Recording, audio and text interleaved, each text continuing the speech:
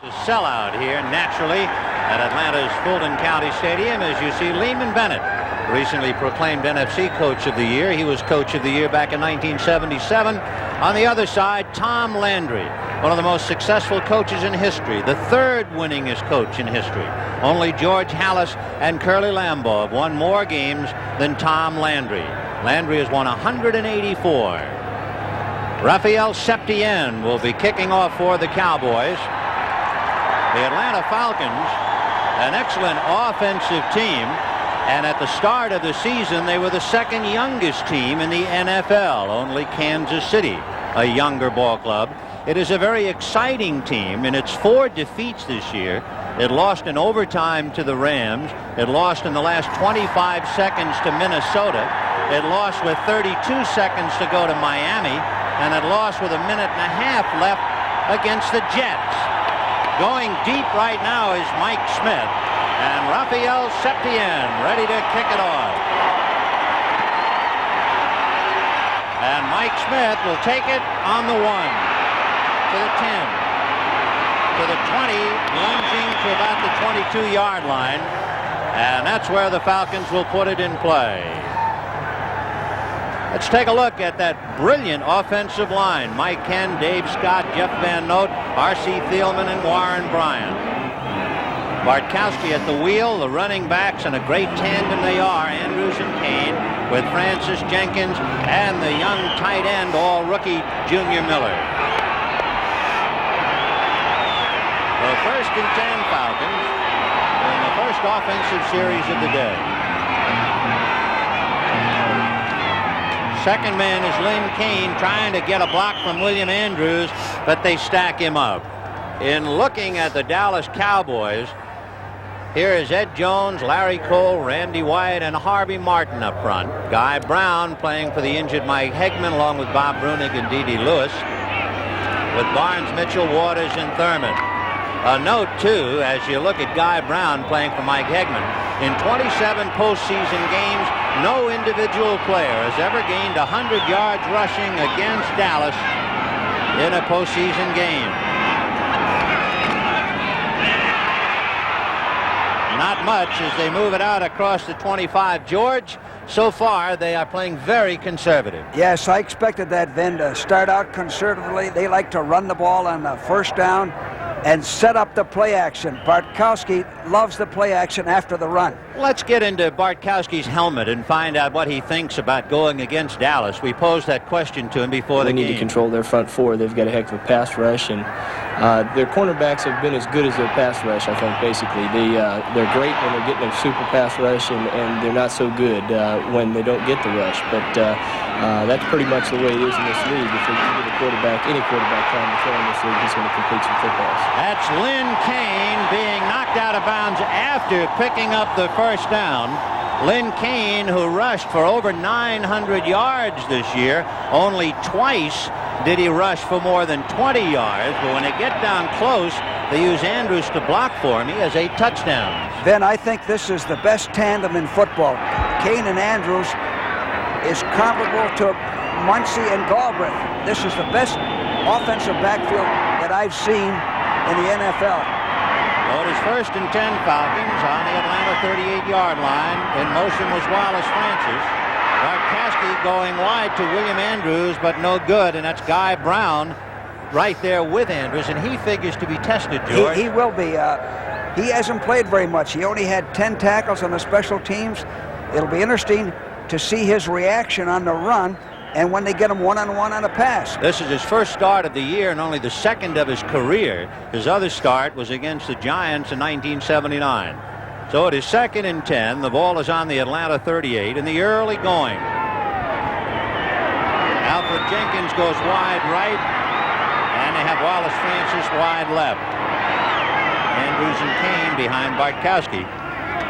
And on a draw, up the middle goes the big back.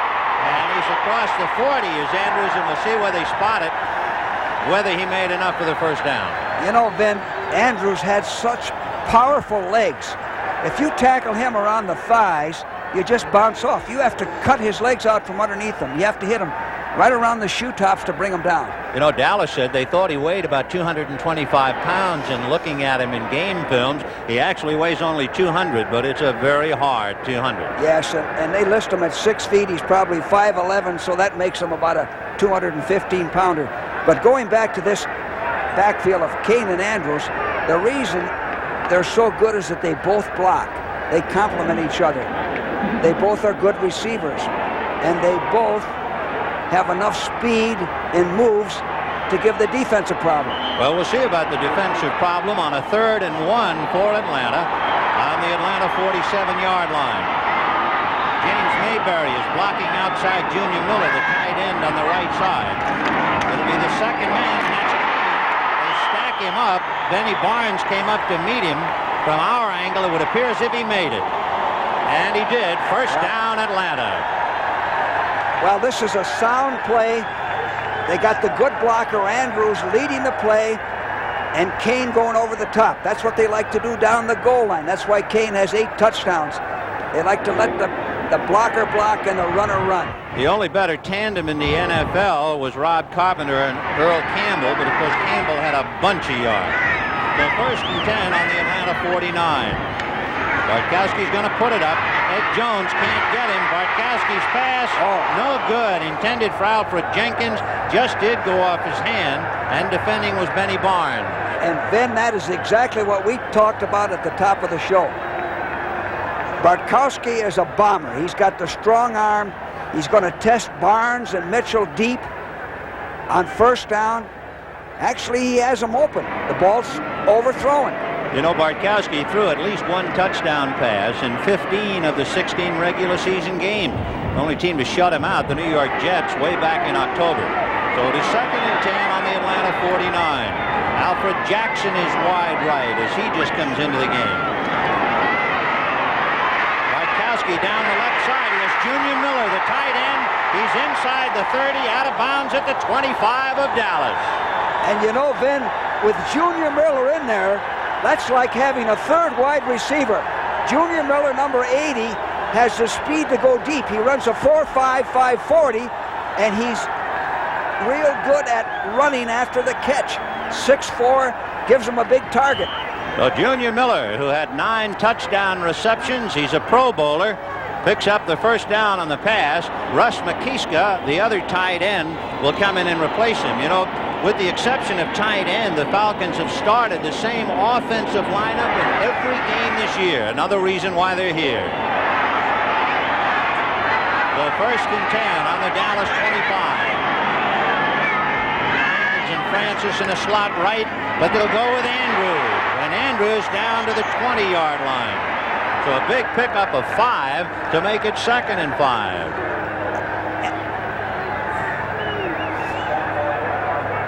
Let's take a look at McKeska, 87 blocking on Guy Brown. Pretty good block. He gets to his knees, drives him back.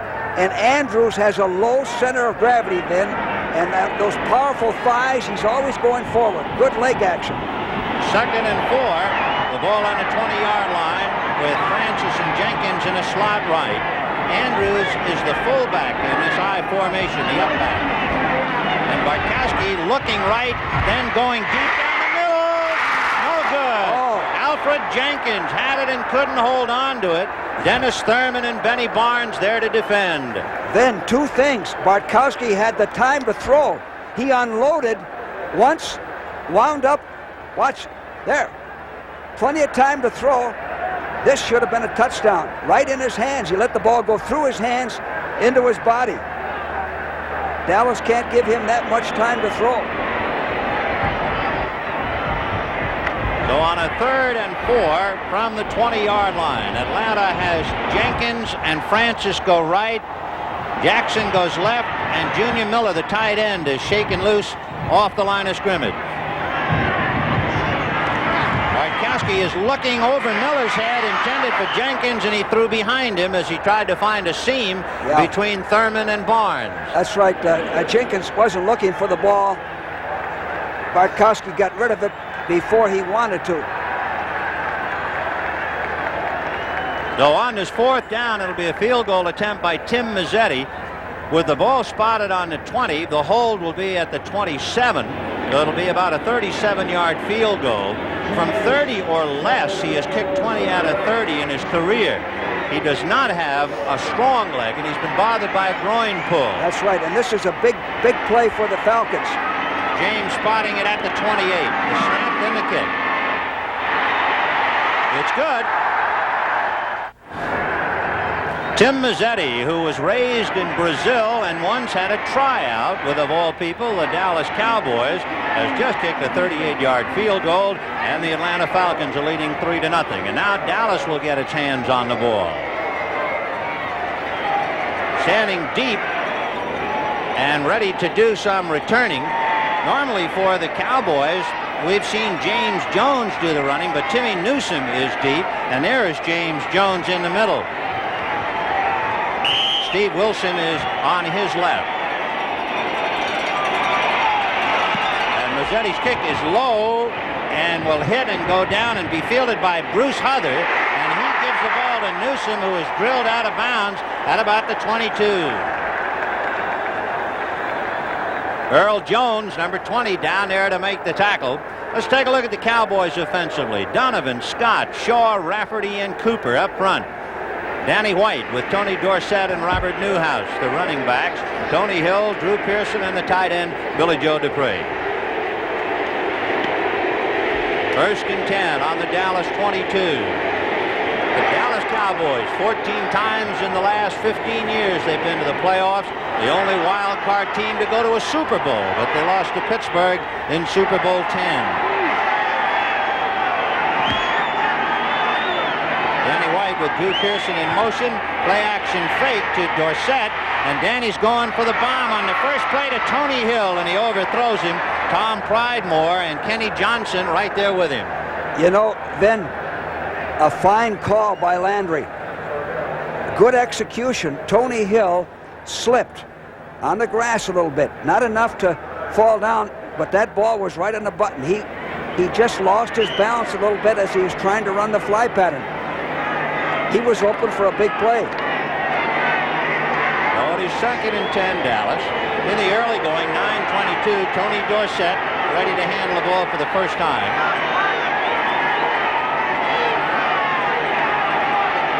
Again, Drew Pearson in motion, picked up by Bob Glazebrook. And Dorsett bangs into Don Smith, who buries him.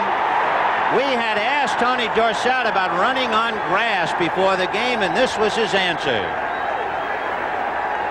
Actually, I prefer running on natural grass. I think it's, as far as my style is concerned, I've heard a lot about it here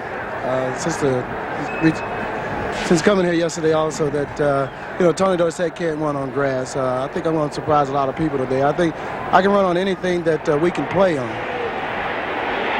Well, we'll see now about Atlanta trying to stiffen on a 3rd down, almost 9 for the Cowboys. And out of the shotgun comes Danny White.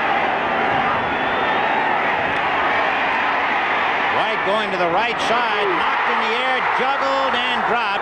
Roland Lawrence had both hands on it as he took it away from Tony Hill, but he couldn't hold it. And there was a savage hit. Fulton Kuykendall really drilled a Cowboy, and that Cowboy has been knocked out of his saddle, and it is Tony Dorsett. Well, here it is. The Falcons come with a 4-man rush. I think that's a must today. They run a stunt.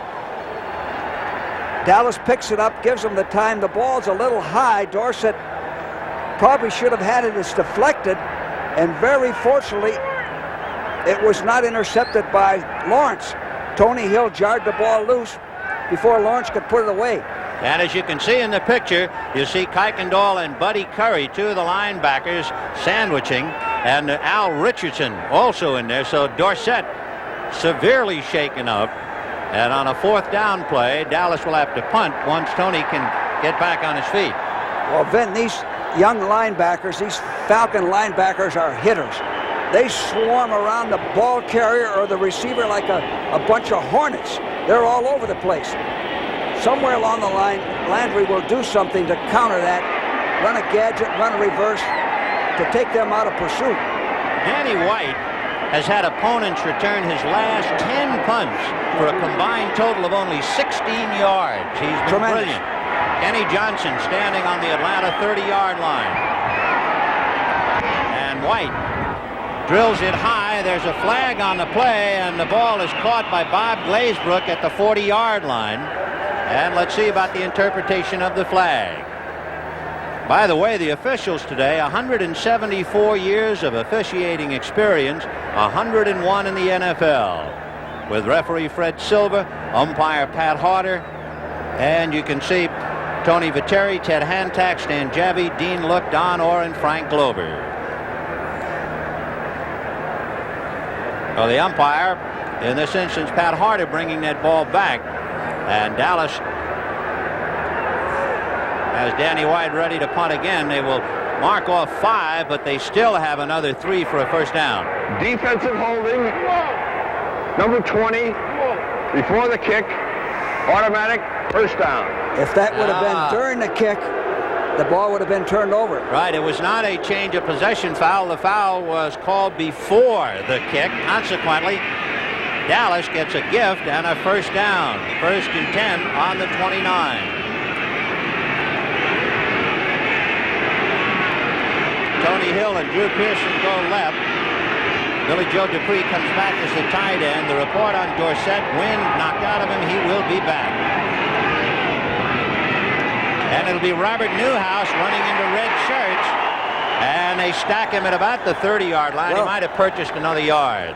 You know, Vin, this Atlanta defense was 3rd against the run. Nobody ran too much against them. Here are the men. Jeff Yates, and when he's healthy and playing, it's very hard to rush. In the 2 games he missed, opponents rushed for 195 for the Jets, 256 by the Rams. In the 14 he played, they gave up only 84 yards on the ground. Don Smith and Jeff Merrill, the other 2 of that strong up 3. Go to 2nd and 9 from the 30. Drew Pearson in motion on just about every play, picked up by Bob Glazebrook. Newhouse stayed in to block for White, and the pass is complete. But boy, what a price. Dorsett belted at the 34-yard line by Buddy Curry. You very seldom see one man in an tackle with those Falcon linebackers. There's 2 and 3. They're all over the place, and they're ready hitters. Buddy Curry, 2nd-round pick. What a choice he's turned out to be. They send all, there's 2 men on him. They send all the signals into Buddy Curry. There they are, the fearsome 4 of Richardson, Kuykendall, Curry, and Joel Williams. And on a 3rd down and 4, Dallas, having been given a break on a holding penalty against Atlanta, still trying to keep the ball as Pearson in motion, running through the shotgun. Preston Pearson is in there as a safety valve, but the pass is dropped by Kenny Johnson. He had that interception intended for Tony Hill and couldn't hold on to it. The ball sailed. A good strike, a good throw. He had him open. What? Here's the shotgun snap to Danny White. And the ball is high. The ball sails a little bit. Kenny Johnson has it right in his hands. You know, an interesting thing during the regular year, Atlanta had 26 interceptions, 16 of those interceptions by rookies. That's fantastic. It shows you the quality of those rookie players, Vin. Well, Danny White will try to punt again. Remember the last time it was nullified by the holding penalty, and again Kenny Johnson goes back to the Atlanta 25. Only one of White's last 30 punts have been returned for 10 yards or more.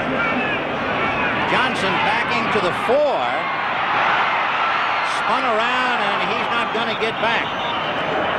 Johnson unable to get it to the 20-yard line, and you can see why Danny White's punting has been remarkable. Atlanta's first drive, they started on their own 24, and it was capped on a 38-yard field goal. Now they will start on their own 20 as Alfred Jenkins goes wide right. Alfred Jackson goes wide left. And it's Andrews and Kane with Francis in motion. Andrews getting out to about the 25-yard line. If they spot it there. And on the sideline, Tony Dorsett, evidently okay, visiting with Robert Newhouse, which is certainly good news for Dallas. I think he just got the wind knocked out of him.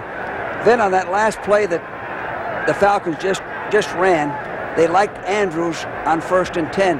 And it's a pick-a-hole play. He'll run off tackle, he'll run up the middle, he'll run wide. He does a good job of reading his blockers. Jenkins goes left, and Francis goes right.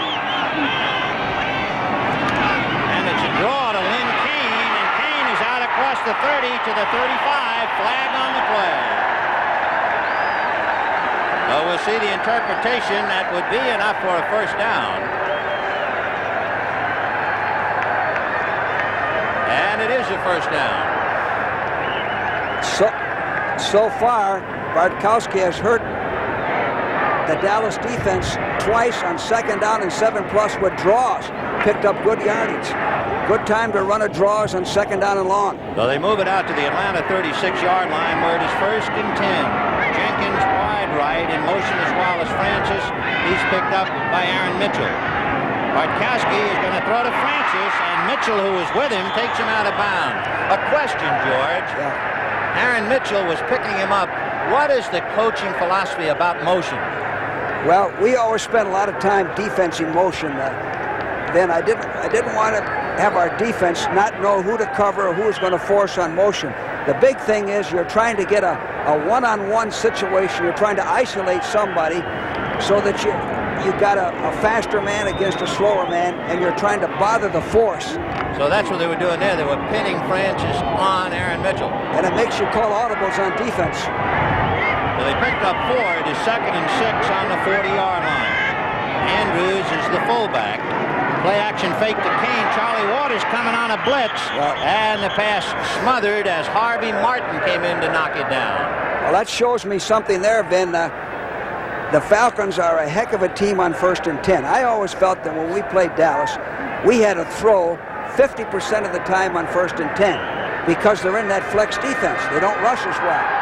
We also had to be effective running, but if we didn't throw 40 to 50% of the time on 1st and 10, we were in trouble. Now here, Guy Brown and Charlie Waters, 41, rushing the passer, which shows good preparation on Dallas's part. 3rd and 6 on the Atlanta 40-yard line. Bartkowski with Andrews flaring, and he's going to go deep down the left side to Jenkins. Jenkins is going to go touchdown. Aaron Mitchell was beaten, as you said.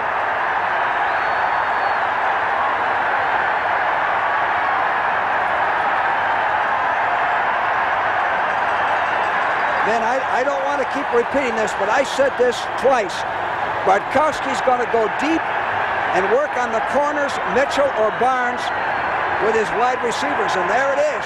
His offensive line is giving him the protection to throw. This guy led the entire NFL 18 yards a catch.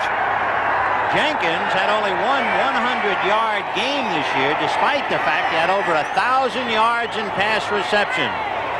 He just burns Aaron Mitchell and the Cowboys. It is 9-0, and Tim Mazzetti will try and round it off to 10. The spot by John James. It's 10-0 Georgia. Well, looking good would be an understatement right now. 10-0 in favor of Atlanta. And on the sideline, catching his breath, Alfred Jenkins, the lightest player in the NFL. He's about 155 pounds, and he had a string of 73 straight games with a pass completion, and he kept that alive just now. Then when you defense a receiver like Alfred Jenkins, I always felt you had to stop him deep. I didn't care if he caught a dozen passes as long as he didn't catch the home run on me. Well, we'll see now about Tim Mazzetti kicking. James Jones is the middleman, flanked by Steve Wilson and Timmy Newsom. And it'll be the Jones boy at the 10. To the 20, 25, 30, 35, down at about the 41. Earl Jones and Kenny Johnson finally bringing him down, and that's an interesting pairing because Kenny Johnson and James Jones were teammates at Mississippi State, playing against each other in a big one. Ray Strong is a special team star for Atlanta, but watch what happens sometimes. He is drilled by Jay Saldy, the big tight end who knocked him right out from underneath his helmet. Good blocking and hard running. 1st and 10 on the Dallas 40 as the Cowboys tried to get going. Ron Springs is in there now. And in motion is Drew Pearson. Dorsett is blocking, and the pass to Springs no good. Dorsett was trying to block Glazebrook, who was coming in a dog, and he just did pick him up. You know, Vin, actually, we've said this 2 or 3 times, but Dallas is going to try to do the same thing to the Falcon corners. Johnson can be beaten deep with Tony Hill. They're going to try to isolate Johnson or Lawrence and go deep one-on-one there. Both ball clubs have similar personalities. 2nd and 10 on the 40-yard line with Ron Springs and Tony Dorsett behind Danny White. The backs stayed in the block, but they're setting up a screen for Dorsett. And after a good block, he is tripped up at the 45. Robert Shaw threw a good block on Buddy Curry to let that play go. And finally, Jeff Yates brought him down. But it was Shaw, the center, who made the block to give up the 5 yards. I like this call. The Falcon defense is coming hard. Jeff Burrows has 8 sacks, putting pressure on. Throw a screen. Throw a screen to your best back. Tony Dorsett, you have a chance for a big play. Even if you don't, it cuts down the rush. But here's the big play now. 3rd and 5 for Dallas on the Cowboy 45. Drew Pearson goes wide right. White with time, and he has his big tight end Dupree, and let's see where they spot his forward motion. Very close to a first down. He had to get just shy of the 50, and I would believe that's where they're going to spot it. They'll measure. Then you said he had time, and the reason he had time is the Falcons just went with a 3-man rush. They have to rush at least 4 to put pressure on White. They are now going to measure to see if Billy Joe picked up the first down or not. You know, when you run against Atlanta, it's a tough buy. They have held Walter Payton to 40 yards, and they picked up the first down by a couple of inches. They held Payton to 40. They held Sims to 21, and they held Cribbs of Buffalo to 31. Well, as we mentioned, in the entire NFL, they rank third against the run. There's Mike Ken. But they're 13th on the pass. Ken with a scratched left arm in his battle with Harvey Martin, which should be an interesting one-on-one confrontation all day. Well, the Cowboys have it 1st and 10 at midfield, and they sell Drew Pearson to the left this time. They pitch back to Dorsett. He gives it to Drew Pearson on the end around, and Pearson to the 45, knocked down at about the 41. And George, at the start of the show, you said Landry was going to come up with a gadget play, and there it is. Well, every time we played Dallas, whether it was a league game or a playoff game, he came up with something to counter whatever we did effectively. And that play that we just saw was to counter that great pursuit by the Falcon defense. This telecast presented by authority of the National Football League, intended for the private use of our audience. Any rebroadcast or the use of the telecast without the express written consent of the Atlanta Falcons and the National Football League is prohibited. So 2nd down and about 1 on the Atlanta 41, and Ron Springs is back in there for Dallas. And on a 2nd and 1, White is going to the air, down the middle, and in a crowd. Tony Hill makes the reception at the Atlanta 20-yard line. Then in a crowd is exactly what it was.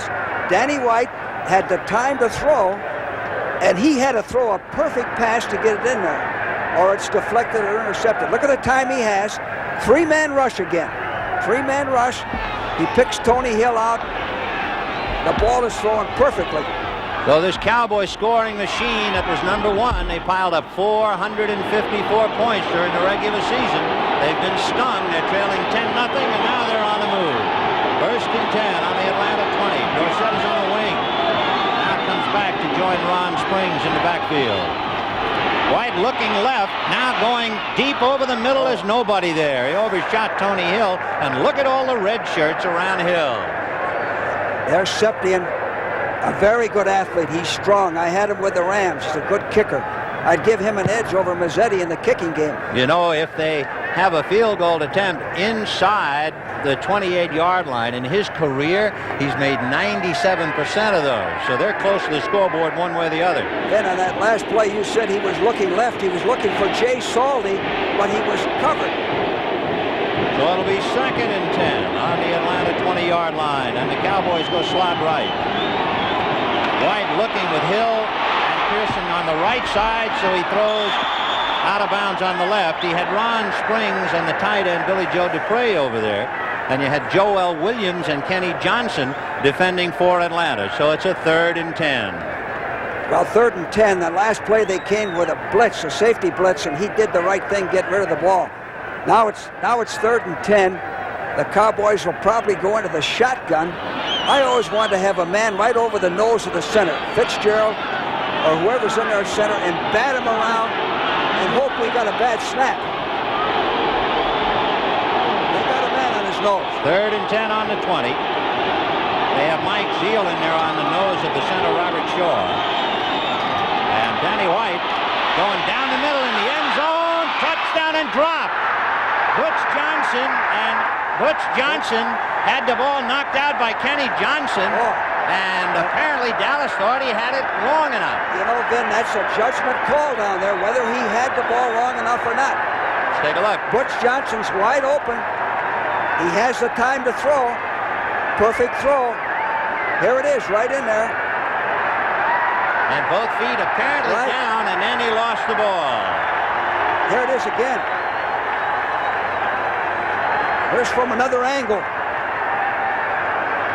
Remember, in the end zone, or for that matter on the sidelines, you have to get both feet down while in possession, and it appeared as if he was. However, he had his back to us, and the official in the end zone was looking, and perhaps he never had possession. Johnson knocked the ball. Johnson did a smart thing by going after the ball and knocking it loose. So Septien will be called upon for a field goal from the 28. Charlie Waters will be the holder. And the kick by Septien is good. The determination is based on one word, possession. Now watch the ball, and just as Butch is turning, it begins to slip out, and down it goes. So he did not have possession, and Butch is still steaming. He caught 4 touchdowns during the year. Then you did one of our games in St. Louis where Never forget it. Mel Gray had a touchdown, cost us the championship against Pat Fisher. They took a meeting, a confab for 5 minutes, and then they said, hey, we're giving them a touchdown. And the same referee is here that was there that game, Fred Silva. That was back in 1975, George, and I'm sure you've never forgotten that date. Well, the big thing, as we said, with his back to us, you didn't know if he had possession, and he never had possession. No, so since he didn't have possession at all, the fact of 1 foot or 2 feet down in the end zone did not make any difference in that case. Has nothing to do with it. All right, Raphael Septien kicking off at the 35. Deep is Mike Smith at the 4, to the 15, 20. And down at about the 22-yard line. Among others, Bill Rowe, the rookie, down there to nail him, along with Timmy Newsom and Dexter Clinkscale. A reminder, the NFL today, starting at 12:30 p.m. Eastern Time next Sunday, and the NFC Championship. The Eagles know they've won. It's a question whether the Eagles are going to play at home or on the road. If Dallas wins today, the Eagles are at home. If Atlanta wins today, Philadelphia comes to Georgia. I'm sure Dick Vermeil would rather play at home. 1st and 10 on the Atlanta 23. Miller, the tight end, on the right side, and they're going to go that way. But Andrews is grabbed by too tall Jones, and that's that. Bob Bruni came in on the kill to drop him at the 20-yard line. You know, Ben, they had one remaining back, Andrews, and he's lined up in the 3 spot or the fullback spot. I never felt that was a tough formation to defense. You just have one guy there. Actually, that's what Houston tried to do a little bit against Oakland last week. One remaining back never gave us problems. Well, they ran him on the strong side with Junior Miller blocking, but they couldn't move too tall. Go to 2nd and 10 on the 23. Guy Brown is up now, the linebacker, playing just outside of too tall Jones. Bartkowski going over the middle, and he has Wallace Francis at the 35, and he's down at the 38-yard line, picked up by Guy Brown. And as you can see, the Sands have run through the hourglass as far as the first quarter is concerned in Atlanta, Georgia. The Falcons leading 10-3. They have it 1st and 10 on their own 38-yard line. Alfred Jenkins goes left, and that's Wallace Francis in motion left.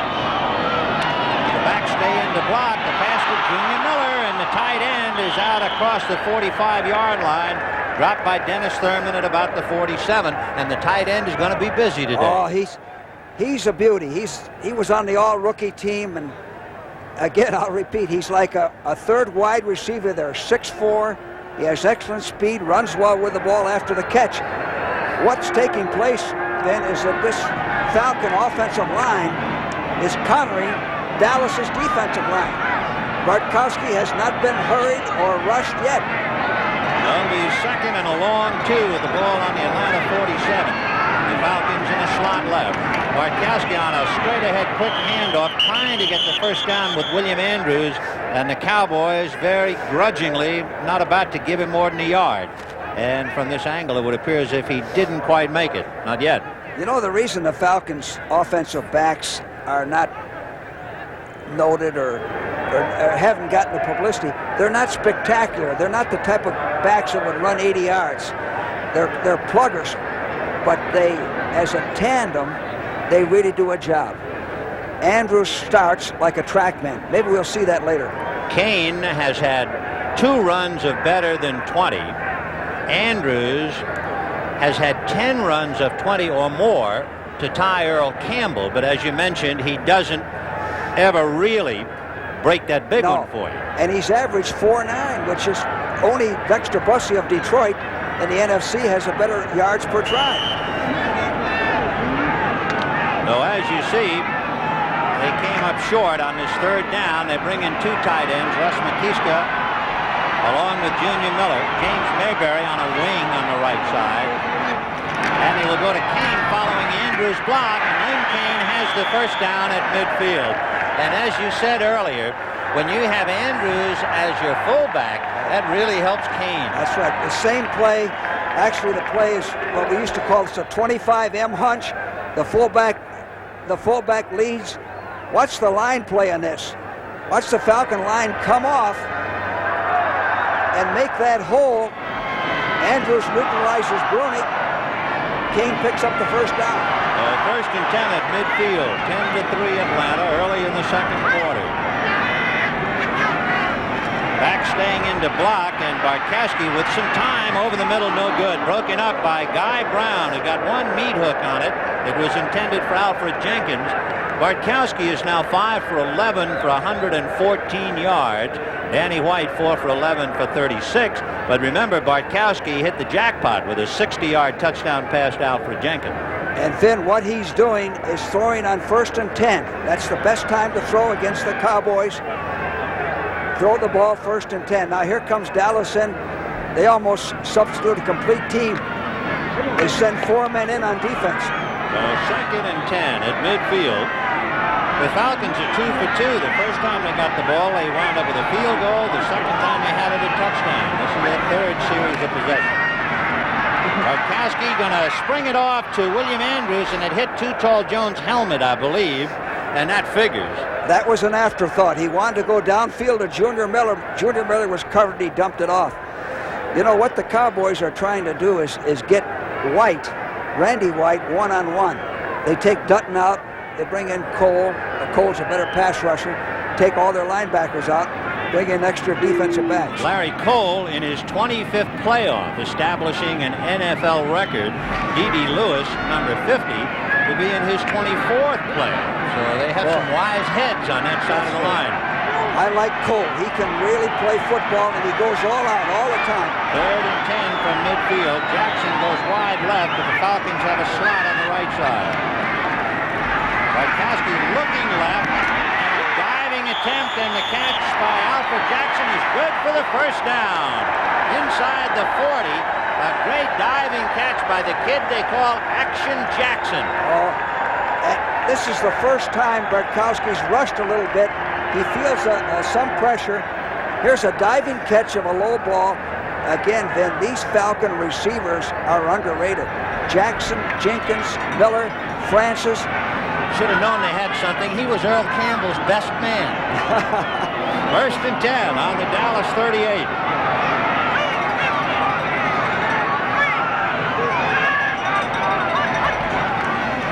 Andrews staying into block Too Tall Jones, and the pass is no good. Intended for Wallace Francis. A good defensive play by Steve Wilson. Yeah. And Wilson, only 2 years from Howard. He's the son, if you have that kind of a memory, of touchdown Tommy Wilson, who played in the Pro Bowl. He was a running back with the Rams, the Vikings, and the Browns in the late 50s and 60s. Here's a chip off the old block. Doing a good job. Then again, Bartkowski throwing on 1st and 10. Good protection. The Cowboys are going to have to put more pressure on him, or he's going to be successful. 2nd and 10 on the 38. Francis wide right, and Jenkins goes left. Kane and Andrews behind Bartkowski. And this time it's Andrews. Hit, staggered, on his feet, runs around Ed Jones, and the second time around, too tall, gets him. Well, very seldom do you see William Andrews hit for a loss. Alfred Jackson on the sideline coming in with a play. And a reminder that Ed Too Tall Jones is playing with a severely sprained big toe. Yes. And yet he was still able to stay with Andrews and bring him down. Very good point, Vin. He deserves a lot of credit. Last week, he played with a painful injury, and the Cowboys need him. He's a vital part of that defense. So it is 3rd and 18 on the 46. Alfred Jackson, that gets brought into play, comes left, and the tight end is on the left side. But they have 3 receivers, and now Bartkowski says, wait a minute, this formation isn't quite right. And he's going to have to waste a timeout. On a 3rd and 18, punter John James on the sideline. Just a reminder, and when you talk about inside the 20, that means the number of kicks opponents fail to return to their 20-yard line. It does not necessarily have to be out-of-bounds kicks. So he's quite a weapon. 3rd and 18 on the 46-yard line of Dallas. Atlanta leading 10-3. Slot right, and in a close set behind Bartkowski. The back staying in. Harvey Martin knocks the ball loose, and Anthony Dickerson recovered it for Dallas. Anthony Dickerson, who had a hip pointer, and we didn't even know if he was going to be able to play, falls on the fumble. A big save for Dickerson. Drew Pearson wide right. Dorsett and Newhouse are behind Danny White. Jay Saldy is on a wing in a double tight end. White on a bootleg is now going to throw, and it's to Billy Joe Dupre and down to the 25-yard line. So they had both Saldy and Dupre in there, and I guess, George, the normal tendency is to think that they would pass to Saldy. Right. Saldy has more speed. Dupre's a good blocker. But Dallas has made a living on this play for years. It's a bootleg. With Roger Staubach, he'd run the ball as much as he'd pass it, and Dupree comes underneath from one zone to another. Heck of a call. Well, they picked up 20 yards on that pass. Danny White is 5 for 12 for 55 yards. He has it 1st and 10 on the Atlanta 25. Tony Hill wide left and Drew Pearson right, and Dupre in a wingback position now, shaken loose and goes in motion. Tony Dorsett trying to get outside, and Bob Glazebrook along with Al Richardson, and Richardson forcing it and making the tackle. Then we can't see it, but there's some of it right there. The whole defensive team was over there by Dorsett. All 11 players. Al Richardson is another one of the storied linebackers down here. Al went to Georgia Tech. He had 7 interceptions this year, and the record for interceptions by a linebacker in the NFL is 8. That's fantastic. And 7 interceptions. He never had an interception in high school or college. Well, he's in the right position. They use him in a walk-away. 2nd and 9 on the 24. Robert Shaw, the center. Danny White to Tony Dorsett. Big hole, and Dorsett is outside the 20, and Kenny Johnson will ride him out of bounds at about the 16-yard line.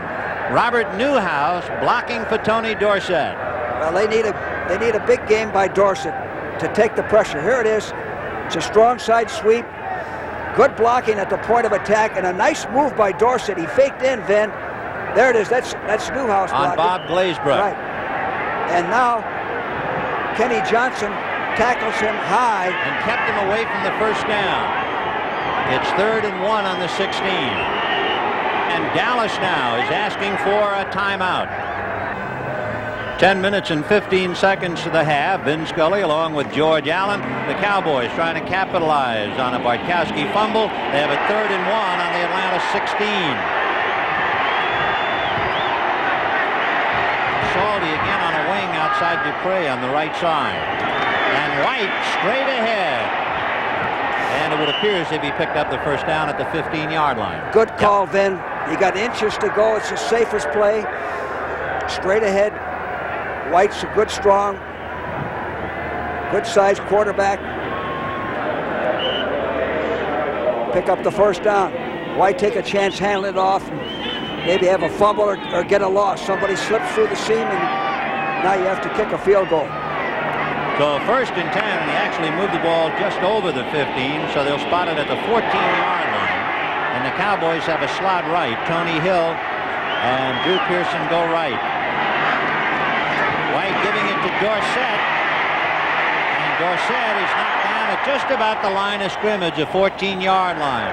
Well, Vin, you know, we said at the top of the show that Dorsett had to run. The Cowboys had to run effectively to take the pressure off of White so he could throw. This Falcon defense so far has shut off the run completely. They haven't done anything running. Those men up front for Atlanta who played in the '78 playoffs, Yates, Merrill, Kuykendall, and then in the secondary, Lawrence and Pridemore. Otherwise, a very young ball club. So 2nd and 10 on the 14.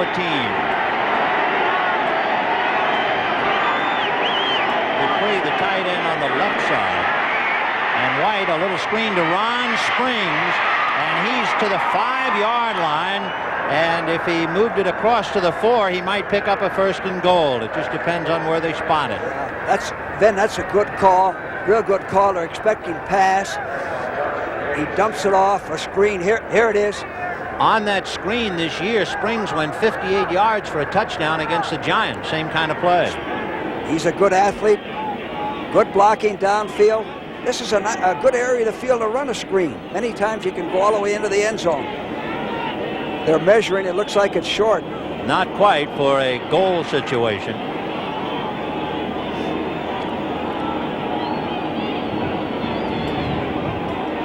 Here comes Newhouse in. That's how much. So it is a 3rd down play now that they've spotted the ball. 3rd and inches on the Atlanta 4.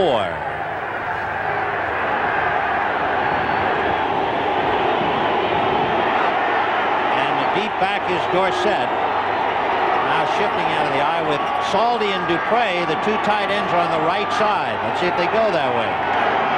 Play action fake and a roll to the right by White. And he's going to throw it to Billy Joe, and did he break the plane? He did. Touchdown for Dallas. Boy, oh boy.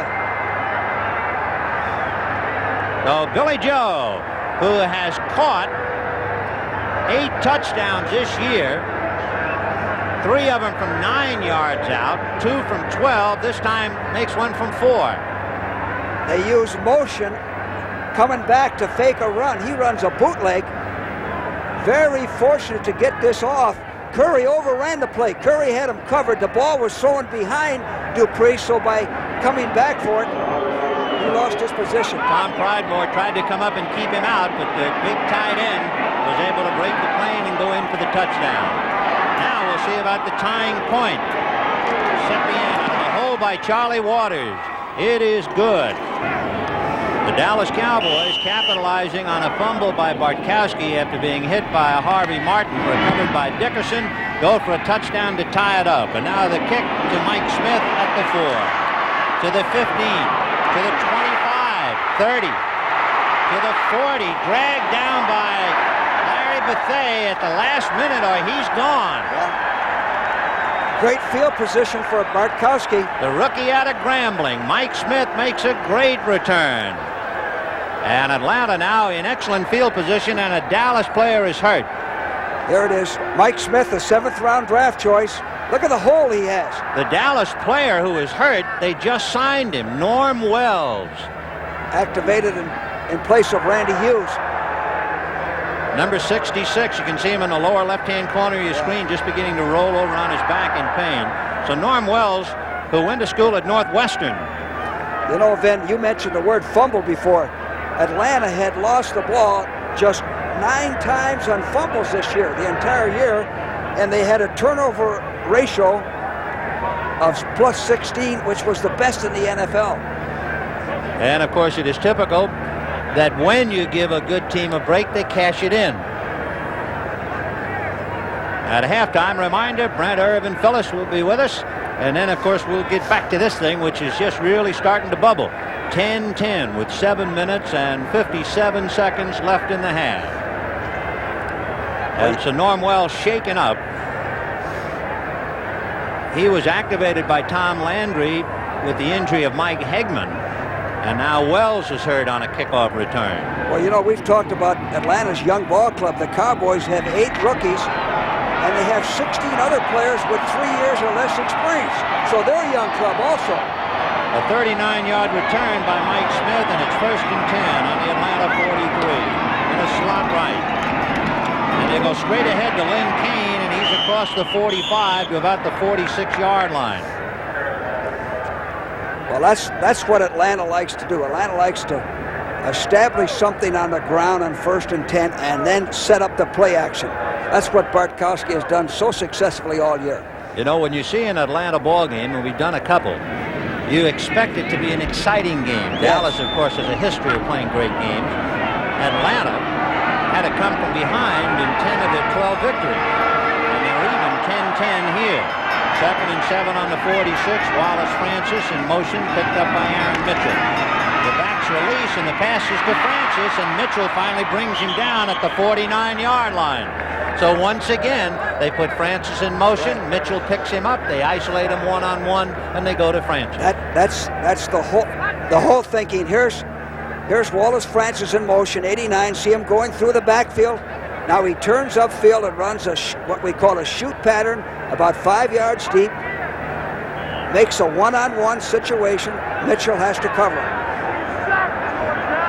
So for Bartkowski, as Mayberry and McKeeska come in, Francis and Jenkins come out. It's a 3rd and 2 on the Dallas 49. A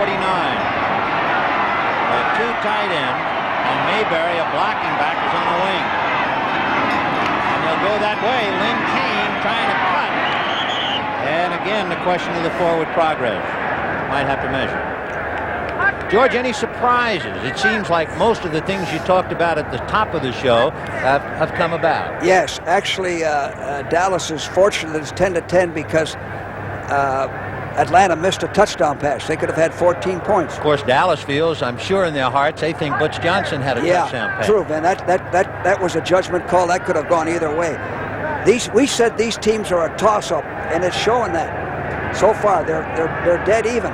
The Cowboys' experience in playoffs and big games, they're going to have to measure. It is so close. Might give them the edge. You talk about the home field advantage. It might be interesting to point out that in the playoffs, the Cowboys have a better playoff record on the road than they do in Texas. That's interesting. Well, that shows good coaching, good players, good unity. You know, a good team can win anywhere. You saw Ernie Staudner talking to one of the members of the chain gang, and now you can see that Lynn Kane was not able to pick up the first down. Ernie Staudner usually wears a different color jacket because he sends the signals in, and they don't have a confusion on it, all wearing the same blue jacket on the sideline. So here's John James, who went to school at Florida, didn't play football until his senior year when he answered the plea of his coach, and he has been marvelous.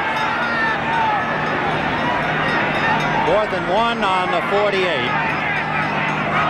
James has run the ball once this year. He ran 13 yards against New Orleans. First time he ran with the ball in 9 years. Low snap, but he got it away. And a fair catch is called for. James Jones at the 15-yard line. 5 minutes and 52 seconds to the half, all even at 10-10. The single key play for Dallas, the recovery of the Bartkowski fumble when Steve was hit by Harvey Martin, and they cashed it in. Atlanta's touchdown, a 60-yard pass to Alfred Jenkins. Each side trading field goals. And now it's 1st and 10 on the Dallas 15. Dorsett is the deep back. Timmy Newsom is in there to block. And Dorsett, cutting from the block, is stacked up at about the 20. George, when you look at Tony Dorsett, when he's the deep back out of the eye, sometimes I get the feeling that he is deeper behind the fullback than most. Yeah, Well, usually you want your tailback a little bit deeper, but that's a good point, Vin, you made, because sometimes when he is a little extra deep, he's getting the ball. They flip it to him. Another thing on Dorsett, I've never seen him run better than he did last week against the Rams. He ran hard. When he got bounced around, he ran even harder. Well, 2nd and 5 on the 20-yard line. Lawrence comes up to pick up Tony Hill. But on a little handoff to Newhouse, they stack him up. There wasn't much foolery on that play. No, they had a little motion, but that didn't bother him. Tackling Newhouse is like tackling a fire hydrant. He's so low, and again has the powerful legs. You have to try to get underneath him. He's a good football player. Not spectacular, but good. You know, he's had a hairline fracture in each leg in the last 2 years, and yet Robert Newhouse is the number 3 Cowboy rusher of all time, behind Don Perkins and Calvin Hill. 3rd and about 3 on the 22. Ron Springs is in there with Dorsett. The pass is to Dorsett, and he can't hold it. Roland Lawrence came up to lower the boom on him just in case, and I think Dorsett might have heard some footsteps. And the other thing he did, then he jumped for the ball. He didn't have to jump for it. The ball was right in his hands, and he jumped for it. And when you jump for a ball, sometimes the relationship of your hands and the ball don't mesh. That was a first down. That was a good call also. They only needed a few yards. Hit the weak back on a stop pattern. So Danny White ready to punt. Kenny Johnson is standing back on the Atlanta 40-yard line. Slightly high snap from center, but White got it away. And it's Johnson just shy of midfield, and he is buried by Anthony Dickerson. And it was Dickerson, remember, who recovered the fumble. He's quite a kid. Yes, a hungry free agent. Rookie out of SMU, who is playing with a hip pointer. He was questionable in the middle of the week. There is a flag on the play, personal foul, and a clip. Well, against Atlanta. There's more penalties than on the kicking game. Nearly every kick, there's some penalty. You know, I was just going to say, from that area of the field, he had the ball in the 49-yard line. That's where Steve Bartkowski likes to go deep for the home run. Now, whether he will from here, that's something else. But when he gets at midfield, he likes to fake the ball to Andrews. Number 51, personal foul, clipping. Fake the ball to Andrews and go deep. So instead of having the ball on the 49, it goes back to the 34, and that's where Atlanta will put it in play. 1st and 10. The Falcons led 10-3 at the end of the quarter, and the Cowboys have scored the only points in the 2nd quarter to even it up, and we have 4:15 to the half. Bartkowski with Andrews staying in to block, and he's going deep in double coverage. No good. Did he catch it? Yes. I can't believe he caught it. Just what I said. He likes to go deep on first down from that area of the field. Take another look. Well, Aaron Mitchell and Dennis Thurman were all over him, and somehow he caught it. Double coverage. But he played the ball. He played the ball. They played the man. 58 yards. Jay. You know, I almost thought the ball hit Aaron Mitchell in the chest. Jenkins played the ball all the way. That ball should have been broken up. So from the Atlanta 34 to the Dallas 17 on that pass to Alfred Jenkins. Here comes Lynn Kane trying to get inside Warren Bryant's block. And they stack him at about the 15-yard line. You know, Vin, I don't know whether you said it, you may have, but Lynn Kane had 914 yards. That's tremendous. And this is a guy that's the second back in the backfield. That's why they're such a fine tandem. They both can run, they both can block. There's a story. Alfred Jenkins, 155 pounds, caught a 60-yard touchdown pass for a score and just handled a pass on double coverage and took it away from Mitchell and Thurman to put it 1st and 10 on the Dallas 17. Now it is 2nd down and 8 on about the 14-yard line. Bartkowski looking left, throwing in a hurry. He's got Junior Miller. And Miller is going out of bounds inside the 1-yard line. Then Junior Miller, watch Junior Miller on a drag pattern. Good protection. Junior Miller adds a dimension to this pass offense. Coming back a little bit, the ball's throwing behind him. Knocked out of bounds, almost scored. So first and goal for Atlanta. The ball is a foot from the goal line. Lynn Kane is the deep back behind William Andrews.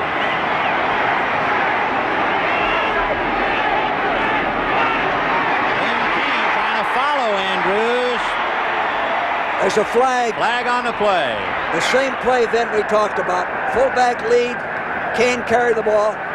Offside, Dallas. It's refused. Touchdown, Atlanta. There it is. The same play they used 3rd and 1, 4th and 1. This is the reason why Kane has 8 touchdowns. This is his 9th. Andrews blocking. He's following the fullback right in there. Encroacher. Refused. William Andrews throwing the big block on Bob Brunig to open up the hole for Lynn Kane.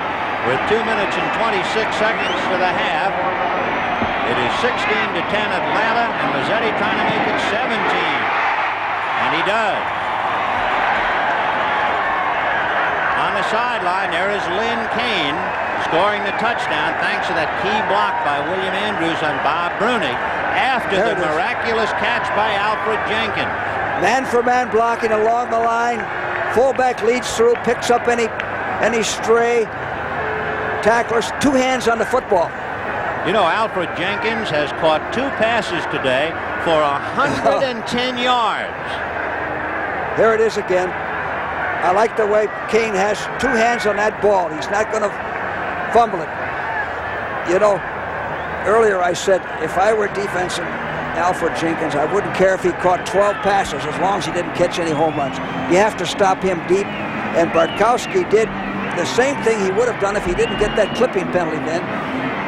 He went for the bomb, and that's what he's going to try to do the rest of the ball game, isolate and get one-on-one. There he had two-on-one, and they still didn't play the play. Dennis Thurman and Aaron Mitchell, and yet Alfred Jenkins took it away from him. Bartkowski is now 9 for 17 in this first half with 2:26 left. Bartkowski has passed for 194 yards. Of course, 110 of those yards on 2 of the passes to Alfred Jenkins. Standing deep, James Jones, flanked by Timmy Newsom on his right and Steve Wilson on his left. And Tim Mazzetti ready to kick off for Atlanta.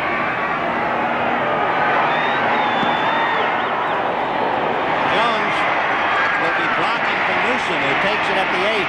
He's to the 20. Timmy is hit by Kenny Johnson. Flag on the play. And let's hold everything. Take a look at the flag. Ray Strong was pointing over at the Cowboys. We'll see if Ray is involved. There is Ray Strong. Now see if a foul is in. That's 57. Bruce Huther, who hooked him. Yeah. And the penalty almost had against Dallas. A takedown, Ben. Yep.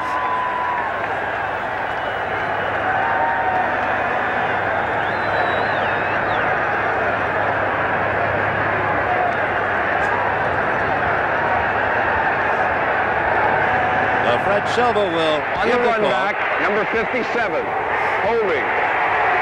First down. So Bruce Huther guilty of holding Ray Strong, as you saw, and it is 1st and 10 Dallas on the Cowboy 12.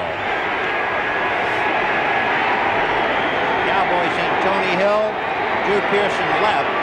Billy Joe Dupree shaking loose wide right, but comes back as a tight end. Is Drew Pearson, picked up by Bob Glazebrook. And it'll be Robert Newhouse, upended at the 15. And boy, they are hitting down there now. They are. Well, they're a bunch of hitters. Those young linebackers are a pleasure to watch. The 2-minute warning. Among other things, in the last 2 minutes, remember, during a regular portion of the game, a fumble can only be advanced on 4th down by the man who fumbled it. But in the 2-minute warning, on every down, a fumble can only be advanced by the fumbler. Just one of the many rule changes in the final 2 minutes. 2nd and 6 for the Cowboys at the 16-yard line. White from the shotgun. Little lob screen to Preston Pearson, and he's belted at the 14-yard line. They were waiting for that, Vin. They were waiting for that when they went with a 3-man rush. And the man who did it was Robert Pennywell, that name right out of Dickens. He's standing right there. That's his key.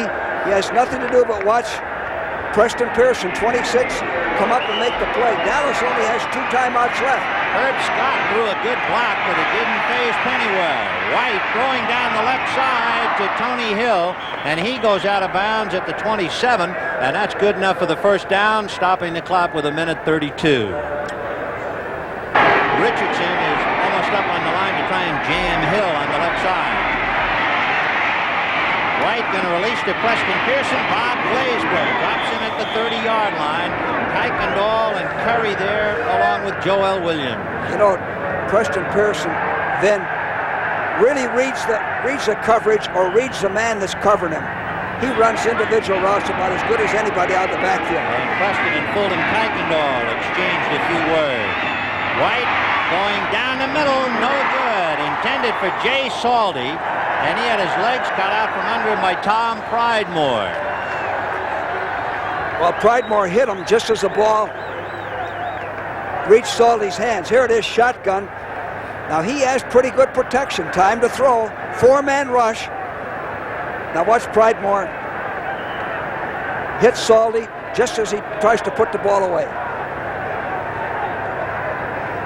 We have 1 minute and 1 seconds left to the half. Tom Landry checking the clock. Each side with 2 timeouts remaining. Atlanta leading 17-10. Pearson and Butch Johnson come right. Dorsett is back there with Preston Pearson. And Tony is going to stay in the block and then release. And looked like they were going to set up a screen. Now White's going to run. Now he decides to throw. And the catch is made by Butch Johnson at about the 45 with a flag on the play. Well, I think White may have been over the line. He may have crossed the line of scrimmage. It looked like he was thinking screen to Dorsett at first. Or somebody downfield, because he had a lot of time to throw, Ben, and the reason was they went with a 3-man rush. That gave him the extra time. Well, Fred Silva will march it off against Dallas. 52 seconds left in the half. Offense, number 67. Illegally downfield. That's what it was. Yeah. Still 3rd down. And that's Pat Donovan. A reminder at halftime with Phyllis and Brent, Terry Bradshaw, and Roger Staubach. The reason for the reason for Donovan being downfield, he had so much time to throw that Donovan figured the play was over. Well, it is still 3rd down and about 17. And Preston Pearson, grabbed by Kuykendall, gets out across the 30-yard line, but Fulton Kuykendall dropped him. The clock is still running, and now timeout. Atlanta with 42 seconds, and the crowd giving the defensive unit of the Falcons, led by Kuykendall, a standing ovation. Well, the Falcons did the smart thing on defense. Take a timeout. You can either go for a block punt here or for the return, and you still got time to get in position. So it is a 4th and 10 for Danny White and Dallas. Atlanta now with 1 timeout left, and Dallas has 2. And we have 42 seconds to the half. They have just 1 man back, Kenny Johnson. And you know, Vin, what he does so well, he watches the coverage coming down the field before he catches the ball. Not many guys can do that. Kenny standing on the Atlanta 35. Danny White standing on the 15 for the snap by Rafferty. And he got it away. Down there is Benny Barnes to cover it inside the 35, and is finally down by Anthony Dickerson at the 34-yard line.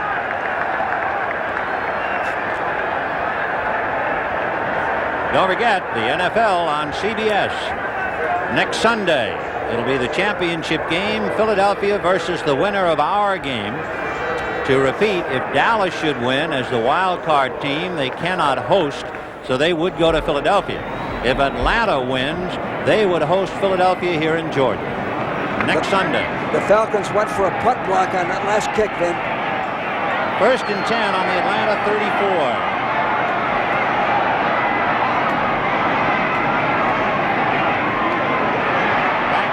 To block, but Bartkowski with time goes deep in out of the hands of Alfred Jackson, with Barnes and Mitchell over there to defend. Well, you used the word time, and again, the reason Dallas went with a 3-man rush, the Falcons kept in 6 blockers, so you got 2 men on every rusher.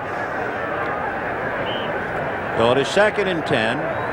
We have 24 seconds to the half. The ball on the Atlanta 34. Again, he likes the home runs in this situation. He'll send Jackson or Jenkins deep on a fly pattern. He had 31 touchdown passes during the regular year, did Bartkowski, and he's had 2 big bombs today. And there he goes, completing the pass inside the 45-yard line to Alfred Jenkins. So Jenkins has caught 3. If they give him that time, he's going to burn them. They got to put more pressure on him. They can't give him that time with a 3-man rush, Vin. We said at the start of the show that the pass rush on both sides was going to be very important, especially here. Take another look Here at it is. Alfred Jenkins, able to make another great catch, his 3rd, before being driven down. He's been able to catch him in crowds. Charlie Ward has finally brought him down. You know why Bartkowski's improved so much, Vin, is that he's now selecting the right receiver to throw to. George, a question. Jenkins has really hurt the Cowboys now in 3 big passes. Do you see any glaring reason why? Well, they're giving him too much of a cushion on that, and they didn't rush enough. And you got to jam him a little bit at the line of scrimmage and slow him down. Even with the present rules, you can still jam a guy and molest him up to 5 yards. You can't let a racehorse back like that get off scot-free. And they have to, the Cowboys front 4 have to put more pressure on Steve Bartkowski. But I started to say he's improved because he's throwing to the right receiver. I think he has 3 receivers over 50 catches. That lets you know that he's spraying the ball around. Steve Bartkowski has passed for 217 yards in this first half. Be interesting to get comments from Terry Bradshaw and Roger Staubach. And there you see them. They'll be with us at halftime, and they can certainly analyze this passing day of Bartkowski. He's got 15 seconds. He has time for 2 or 3 plays. And no timeouts remaining. One of them will be a bomb. So he has Francis, Jackson, and Jenkins all on the left side. Boy, that's like a 60-yard dash lined up on the left.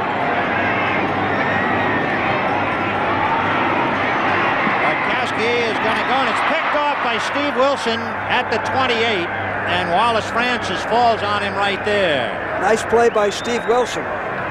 He had 4 interceptions during the regular season, and Wilson stops Atlanta cold with that interception. And again, Bartkowski, there's the insert, is throwing to the one-on-one coverage. The ball was underthrown, a little bit underthrown. Steve Wilson made a good play, but he's picking the right receiver to throw to. If he overthrows that pass, the ball's not intercepted, the receiver has a chance to get it. They spot the ball on the Dallas 29. So the Cowboys have 7 seconds. They have 2 timeouts, and Atlanta leads 17 to 10. 1st and 10 from the 29, and a lot of movement, so let's see. Danny White went down with the ball as the clock ran out. And again, a standing ovation, naturally, here in Georgia for the Atlanta Falcons. Tom Landry and the Cowboys go off to our right, down by 7, and the Falcons go in now to chew on it, leading 17 to 10 at halftime. And the Falcons will be kicking off to Dallas, and Dallas ready to get going with James Jones on the goal line. Timmy Newsome is on his right. Steve Wilson is on his left. This is Vin Scully along with George Allen. Pull up a chair. Welcome to the second half They're about ready to get it underway. And Vin, as long as Steve Bartkowski's protection is as good as that is, he should keep bombing, keep throwing that football. Well, in the gloaming here, the kick will be dropped and left by James Jones. Back to the 10 and upended shy of the 15-yard line. Down there was Earl Jones, number 20, and Ray Strong, number 25. Two of the special teams fellas who really deserve the credit. What a job they do. Now, offensively, the Cowboys are going to have to run the football. Here it is. The ball hit him in the arms, on the forearms rather than the hands. That's why he missed it. Got a good bounce. He has done an excellent job. Jones, there's 20 Jones, and underneath Ray Strong. He's done an excellent job for them on returns. Well, the Cowboys will put it in play. 1st and 10 on the Dallas 15-yard line. Dorsett, the deep back out of the eye. Drew Pearson wide right, and Dorsett is going that way. Roland Lawrence underneath to make the tackle after Tony had crossed the 20-yard line. Dorsett averaging 3 yards a carry in the first half. And remember, Atlanta during the regular year shut down Walter Payton along with Sims and Cribbs, and now he's number 1 target. Well, Vin, as I started to say, that's what they're going to have to do is to get the running game going. Dorsett needs to pick up 100 yards, 90 yards, something like that, so that White doesn't have to just rear back and throw. They have to run first and pass second. 2nd and 1 on the 24. Hill and Pearson go left. Tony Dorsett is a wide receiver on the right side. Newhouse straight ahead, spinning out to about the 27 or 28, good enough for the first down. Tom Pridemore at the bottom of the heap. See, Dallas only had 128 yards total offense the first half. That's practically nothing. They're very fortunate to beat 10-17. Steve Bartkowski trying to stay warm on the sidelines.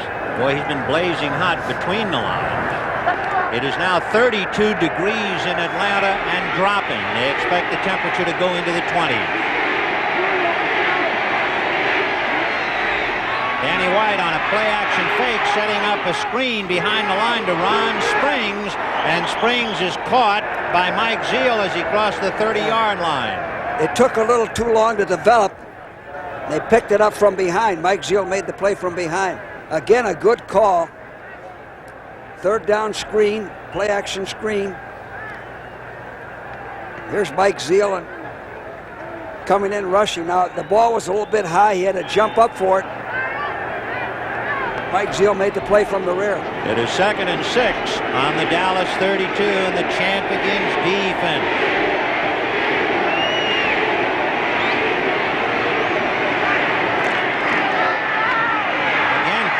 To Dorsett, and the pass is to Drew Pearson, dropped at the 46-yard line. And now Dallas is on the move. Well, that's the time to throw. 1st and 10. Play action. Drew Pearson drove Johnson off, made him look like he was going deep, came back. Good execution. Here it is. Play action. See him driving him off. In fact, you can't see the defender. He drove him off so far. Now he comes back and makes the tackle. Atlanta corners play exceptionally loose, don't they, George? Yeah, they're worried about the bomb. They've been burnt there before. 1st and 10 on the Dallas 47. The motion is Drew Pearson, and they give it to Billy Joe Dupree, the tight end, going wide. Joel Williams was able to grab him from behind, and then he got help from Kenny Johnson. And then again, that's that counter play to take care of the Falcon pursuit. And Joel Williams, who made the tackle, is hurt on the play, and Atlanta can ill afford to lose this fella. A collective sigh of relief in Georgia when Joel Williams was able to walk off the field unassisted. But he was shaken up, no doubt about it. He's not quite ready to go back. Tony Dakin, who's a long way from his birthplace, Taipei, Taiwan, is in there at linebacker now for Joel Williams. 2nd and 5 on the Atlanta 49. James Jones is in there in the backfield. In motion is Jay Saldy.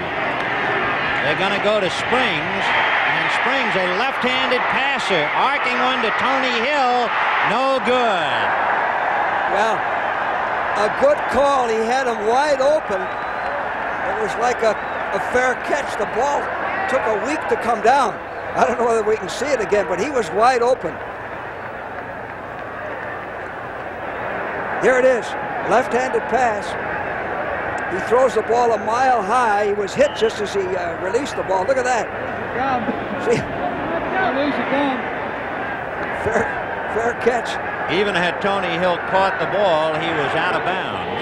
So it is 3rd and 5 on the Atlanta 49. Pearson and Butch Johnson go left.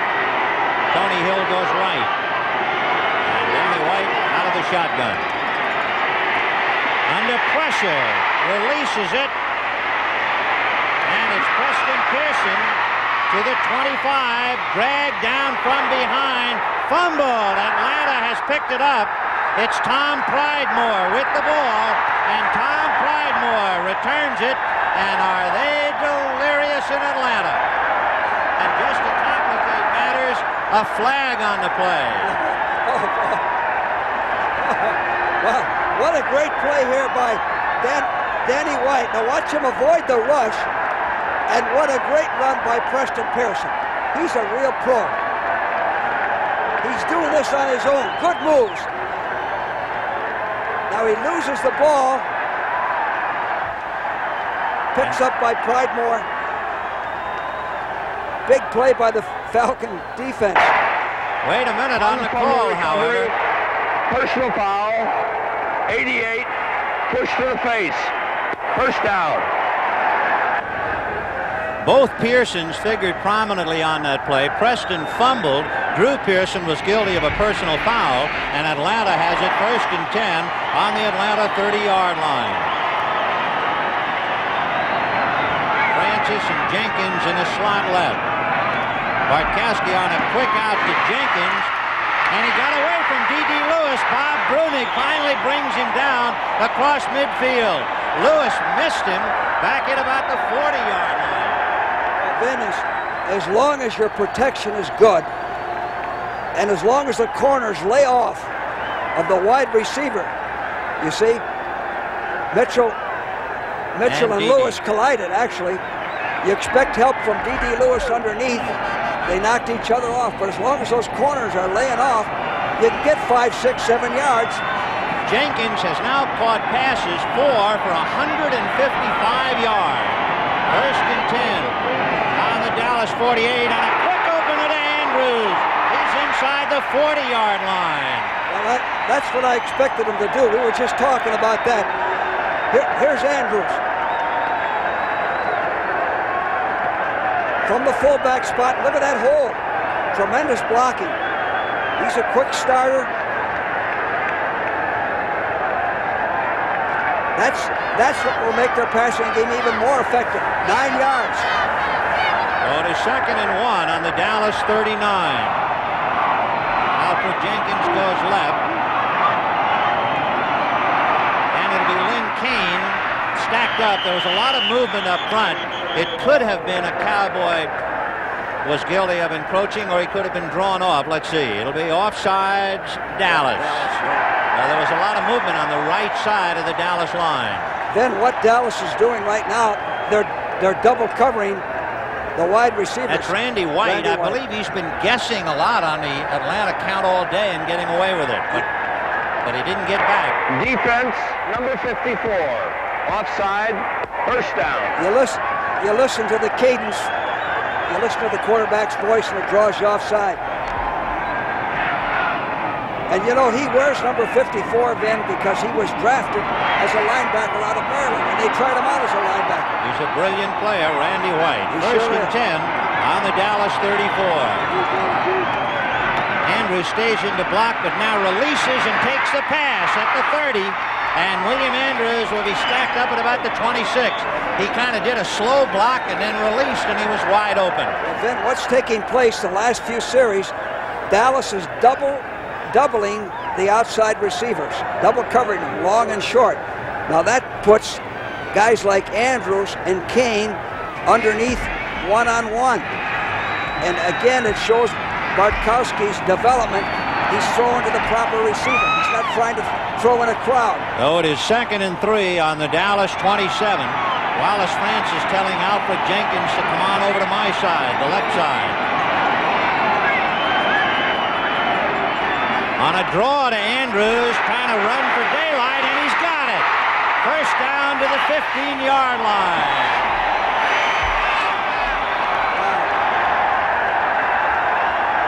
This guy Andrews, number 31, is an outstanding runner.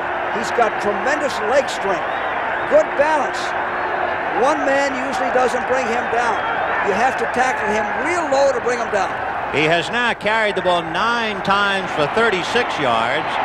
Lynn Kane has carried 9 times for 33. Oh, it is 1st and 10 from the 15. Bartkowski to Lynn Kane, trying to cut back, and he is met by Bob Brunig, and he purchased a yard or 2.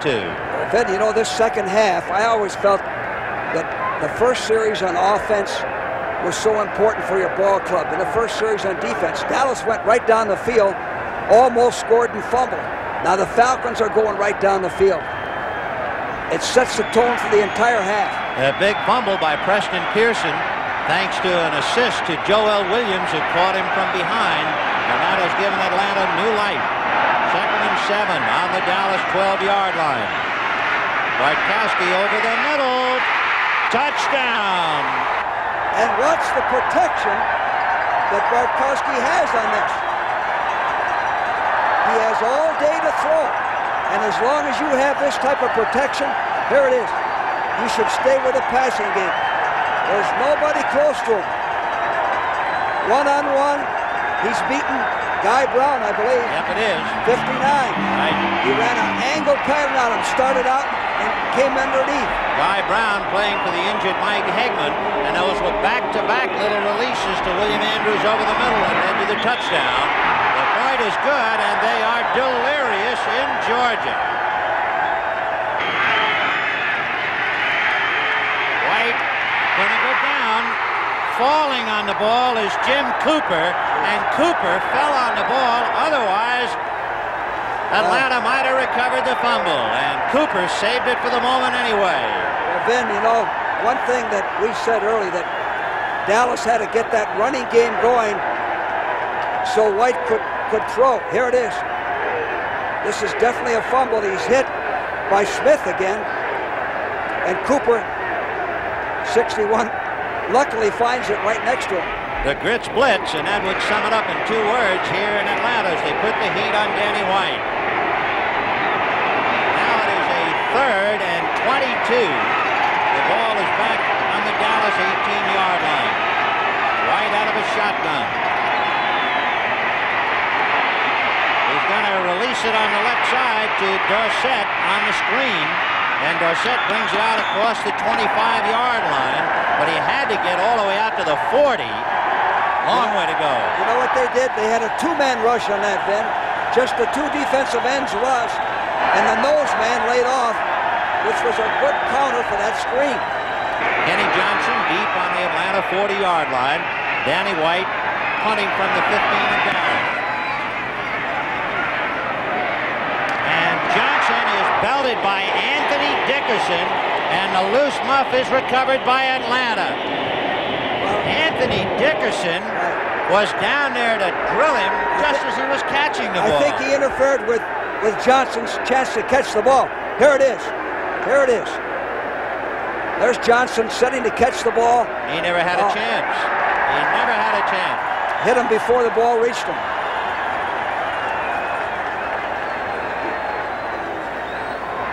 Sometimes you can be too reckless on the special teams. And that will move the ball to the Dallas 49-yard line as Fred Silva will make the announcement to the crowd. 51, Dallas, fair catch interference. First down. 5 minutes and 15 seconds left in the 3rd quarter. 24-10 Atlanta. Steve Bartkowski has passed for 258 yards, and he has it 1st and 10 on the Dallas 49. Wallace this in motion. But it's a give to Andrews, and Harvey Martin just swallows him up at the 46-yard line. Well, Harvey Martin, 79, is an outside rusher. It's pretty hard to circle him, to go wide on him.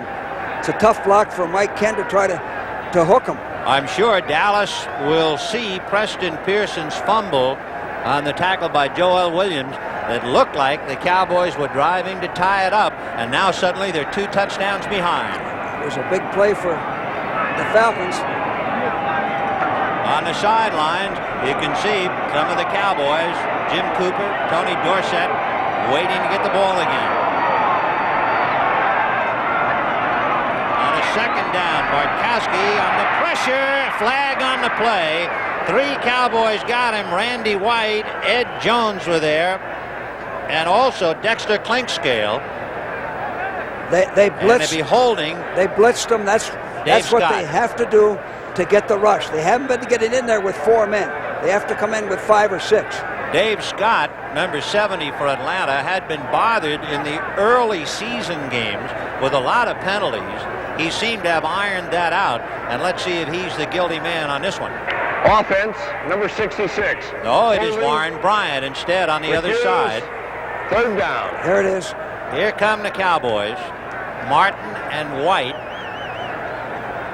Well, he tripped too tall. He tackled him around the ankles. That's what he called.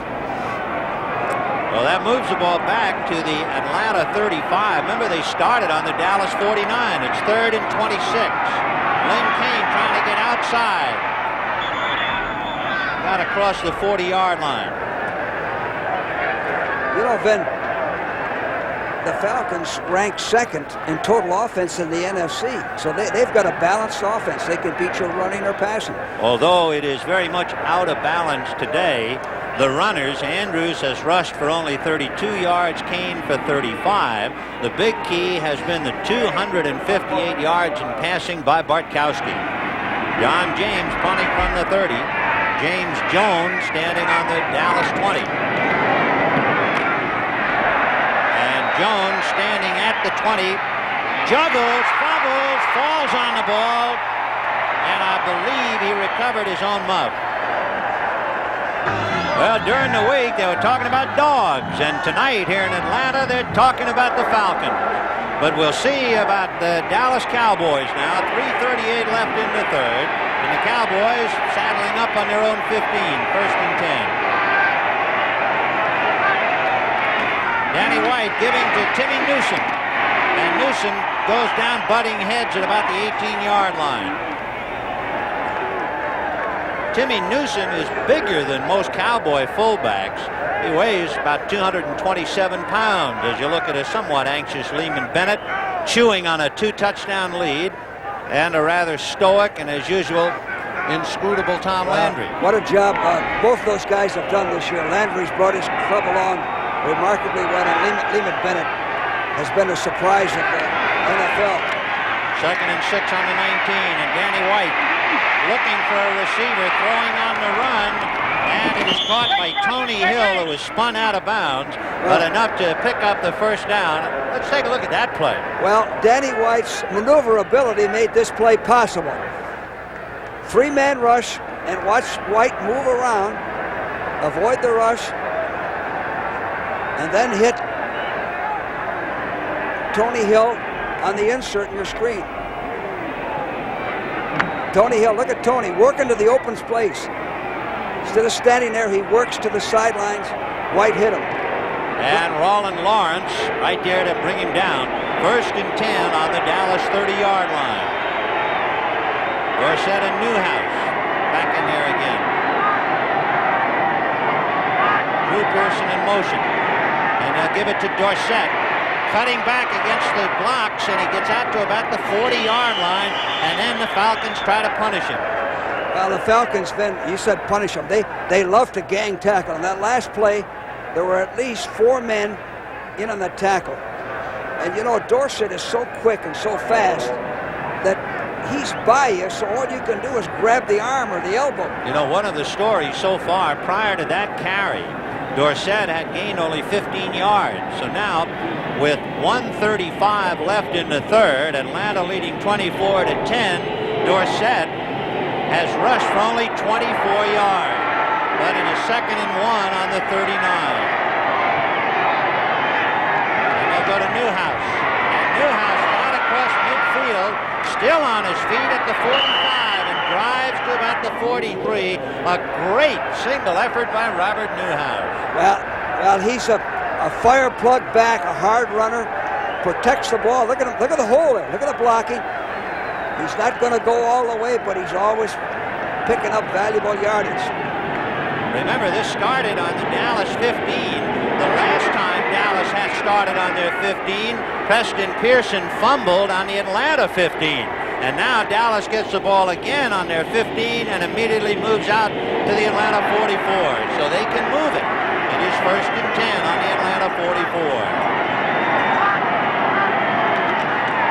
Play action fake to Dorsett. Little pass to Ron Springs coming out of the backfield. And Springs will out of bounds inside the 20-yard line at the 17-yard line. And here come the Cowboys. And Vin, all of this is possible because they got the running game going. He fakes a play action pass on that last one, hits Springs in the flat, and he runs for a 1st down. He didn't quite get out of bounds. The crowd had obscured it, and the clock is still going, so there's only 7 seconds left in the 3rd quarter as Springs got it down to the 17-yard line. The start of the 4th quarter, the Dallas Cowboys driving. They have it 1st and 10 on the Atlanta 17. It is 24-10 in favor of Atlanta, and Dallas trying to pull a Falcon trick and come from behind. And then the reason they're on the 17 is they finally got that running game going so that White can throw. He has to have that sequence. Robert Newhouse taking a brief respite on the sidelines, and Danny White brings him out. Tony Dorsett and Ron Springs. Drew Pearson goes right, and Tony Hill goes left.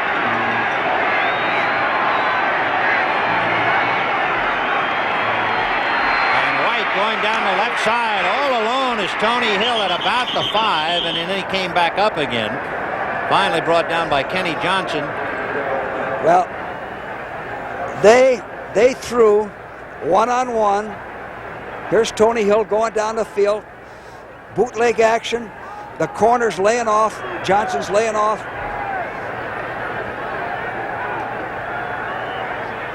Made to play. They will spot the ball just inside the 7-yard line. Anytime, Vin, you can get that corner laying off, take whatever you can get. 4 yards, 5 yards. It's good football, good offensive football. 1st and goal for the Pokes, and they send Drew Pearson wide left, Tony Hill right. Dorsett and Springs behind Danny White. In motion is Drew Pearson. And they go to Dorsett, trying to go wide, and he is knocked out of bounds, shy of the goal line, but he's getting awful close. Boy, those young linebackers are hard to run on. They just swarm all over the ball carrier. That's why they finished 3rd against the run. Remarkable note of Tony Dorsett. For 10 consecutive years, that means going all the way back to high school, he has averaged 1,000 yards a year, better than 1,000. He's had 11 touchdowns rushing during the regular season, and now, of course, when they get down to pay dirt, they give him the ball. Tony Dorsett, 4 years from the University of Pittsburgh. What a play. Well, from the 1, it's 2nd and goal. And they want Dorsett to get on the other side of Newhouse. And it'll be Newhouse. He's in there. Robert Newhouse busting over. Newhouse had 6 touchdowns during the regular year, and look out, the Cowboys now got one that got away on them, and now they're coming back. Back in the ball game. Good blocking at the point of attack, giving it to a hard-nosed guy who's always low and is built low, and he scores. When they snapped that ball, there was only 3 seconds left. Shifting around the backfield, they almost used up their full 30 seconds, Vin. Well, one of the big plays, of course, besides the running of Dorsett and Newhouse, passes to Tony Hill and to Ron Springs. 13-53. We lost 6 seconds. Can you put it back, please? And you can hear Fred Silva saying that we lost 6 seconds on the clock. It should be 13:53 We'll establish left the new in the time game. on the ensuing kickoff. So they will establish the new time on the ensuing kickoff. So it is 13:53 left in the game.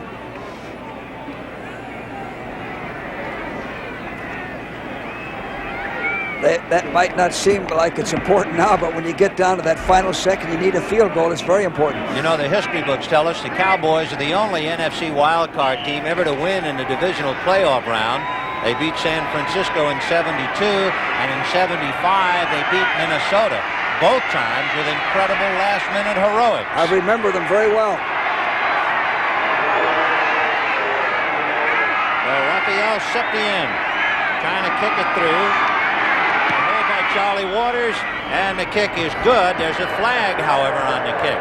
Septien, during the regular year, had kicked 59 out of 60, and he had kicked 78 straight until he had one go awry against Oakland. On the kick, successful.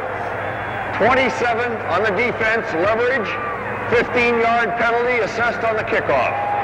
On the successful point after by Raphael Septien, Tom Pridemore was guilty of climbing up on the back of one of his teammates and trying to block it. That leverage penalty was called against Pridemore, and so instead of kicking from the 35, the penalty exacted after the point.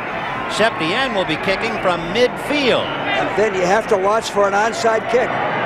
Nope, he's going to kick it all the way to Waycross. You know, we used to be able to jump on a guy's back and jump up and block the kick. Minnesota was very good at that. Bud Grant's team did a good job of that. We used to do it.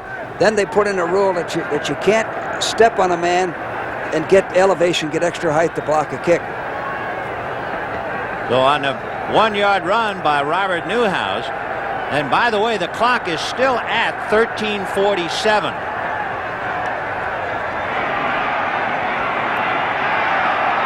First and 10 on the 20-yard line. Atlanta leading 24-17.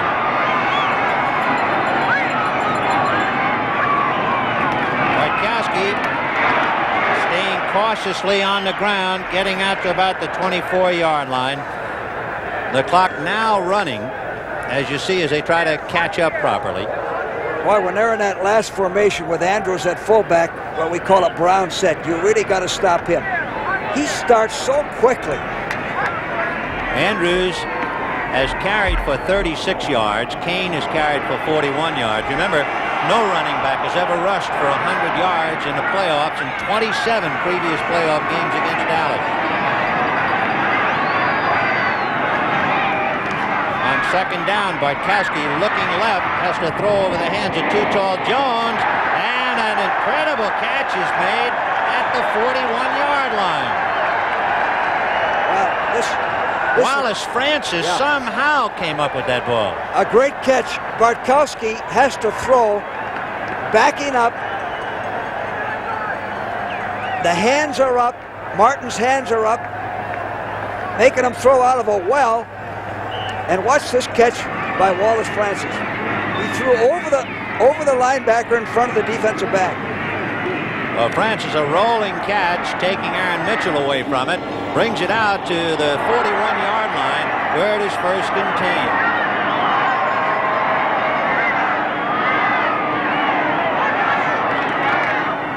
And they'll try the middle, and Randy White is right there to wrap up Andrews and take him down. Would you say that's cautious, George, or do you think it's just all part? For instance, you see Bartkowski, you figure one play leads to another, huh? I think, for instance, that last play, he just ran the ball. He picked up 3 yards, 2 yards. But he's setting up a play-action pass where he'll fake to Andrews and hit Jenkins or Jackson deep. Even though he hasn't been successful on first down, he loves those play-action runs, and they'll set up the play-action pass. Well, it's 2nd and 8 on the Atlanta 44 with Alfred Jenkins, who's been quite a star on the right side, and now Wallace Francis comes over to join him. The pass is to the junior Miller, the tight end, and he dropped it as Dennis Thurman came up to defend. And then the reason he dropped it, the Cowboys came with a blitz, a safety blitz, and before he could get his head around, the ball was on him. Bartkowski had to get rid of it. Miller has caught 3 passes today for 48 yards. Francis has caught 4.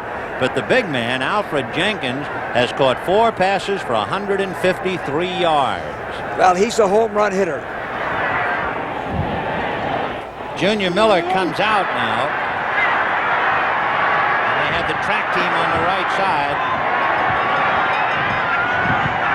Bartkowski looking right. And finally has it smothered by Too Tall Jones. Well, the Cowboys came in with a 4-man rush, and it was effective. They ran a stunt, and Too Tall got right in his face. Fulton Kuykendall, who's been leading the linebacking brigade for Atlanta, and he has really been punishing Tony Dorsett whenever Dorsett gets his hands on the ball. He certainly has. The momentum's changed a little bit, Vin, now. The Cowboys stopped him. Cowboys offense been moving the ball. It's 4th and 8 on the 44-yard line. John James will be punting from his 35. Good snap. Cosby could not get in there. And a fair catch called by James Jones at the 24-yard line, and that's where Dallas will put it in play. With 11 minutes and 23 seconds left in the ball game, Atlanta 24, Dallas 17. The last time the Cowboys had the ball, they went 85 yards in 8 plays to get to within 1 touchdown, and now they start on their 24.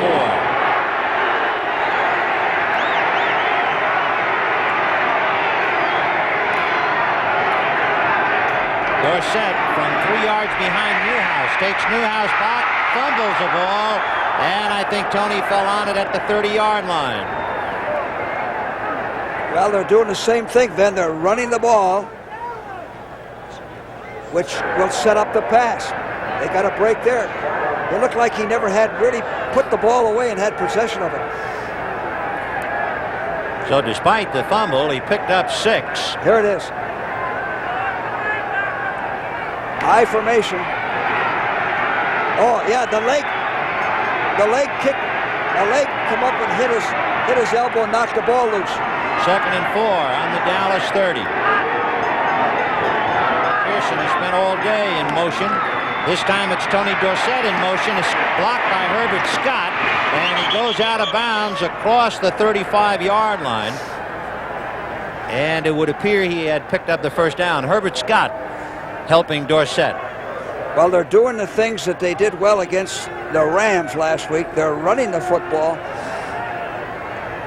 which will help him throw it, take the pressure off of White. One reason, too, is Tony Dorsett now had something like 15 yards in the first half.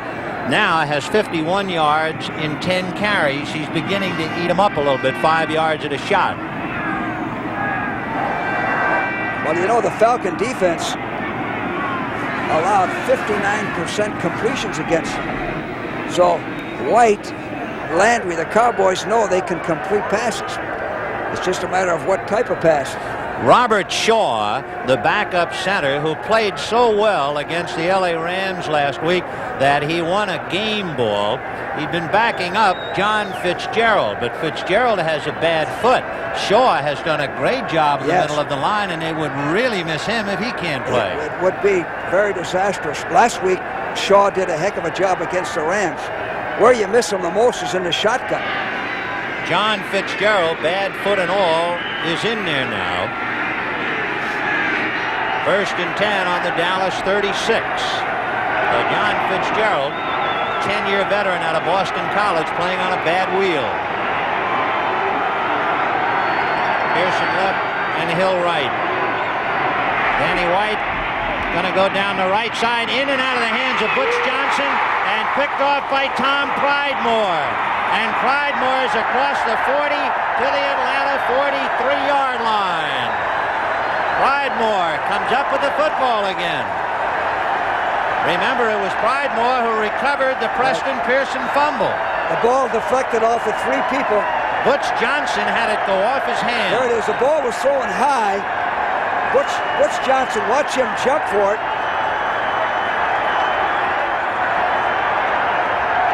Deflected by Lawrence. Pridemore in the right spot at the right time. Pridemore, the youngest member of the House of Delegates in West Virginia, he can run for office in Atlanta. 1st and 10 for William Andrews. and the Cowboys stack him up at the 35-yard line. Well, they had Andrews hit for maybe a 3-yard loss. The strength in his legs and his spinning around, he gets back and picks up a couple of yards. Bob Brunig was shaken up and had to go to the pits. The report on Robert Shaw, he could return. Brunig will stay out. D.D. Lewis back in there. Meanwhile, Atlanta has just made a change. Alfred Jackson has come out. Wallace Francis is in there. Bartkowski, thanks to the alert interception by Tom Pridemore, has it a 2nd and 7 from the Dallas 35. And they go straight ahead for maybe a couple. Well, the defensive tackle shut off the middle. They've stopped Andrews better than anyone we've seen this year.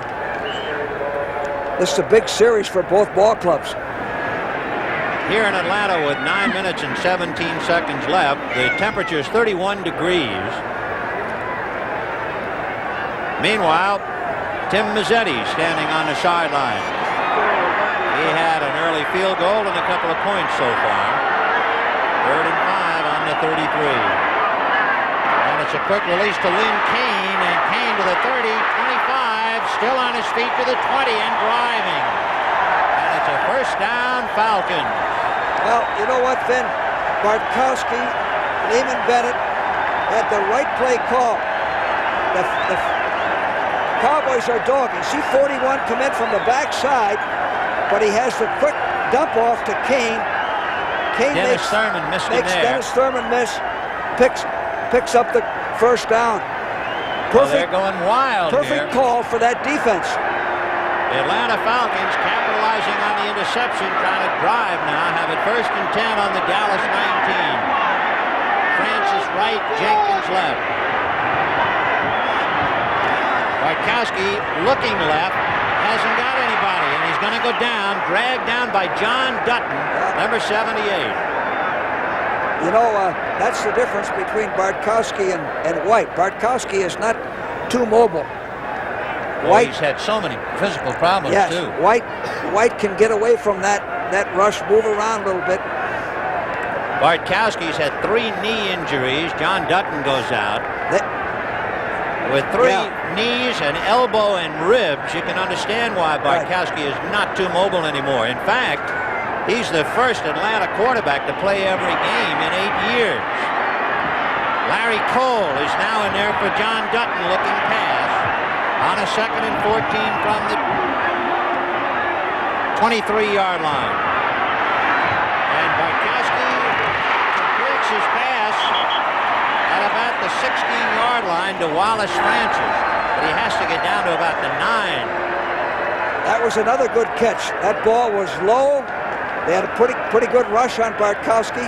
Wilson was right there to make the tackle. Well, the ball is just shy of the Dallas 16-yard line. And then the thing that Bartkowski is doing, he's throwing to the right receiver. He's throwing to the one-on-one, and there's less chance of an interception there, a better chance of a completion. Atlanta leading by 2 touchdowns, gave one back. Now they've intercepted a pass, and they're driving to get it back again. That's Junior Miller in motion to the left. Bartkowski under some heat by Randy White, still able to throw it away. Randy White just missed sacking him. Dave Scott and White were putting on quite a battle. And Bartkowski just did unload, so Tim Mazzetti will be asked to kick the field goal. And we have another player shaken up. This one is Warren Bryant of Atlanta, number 66.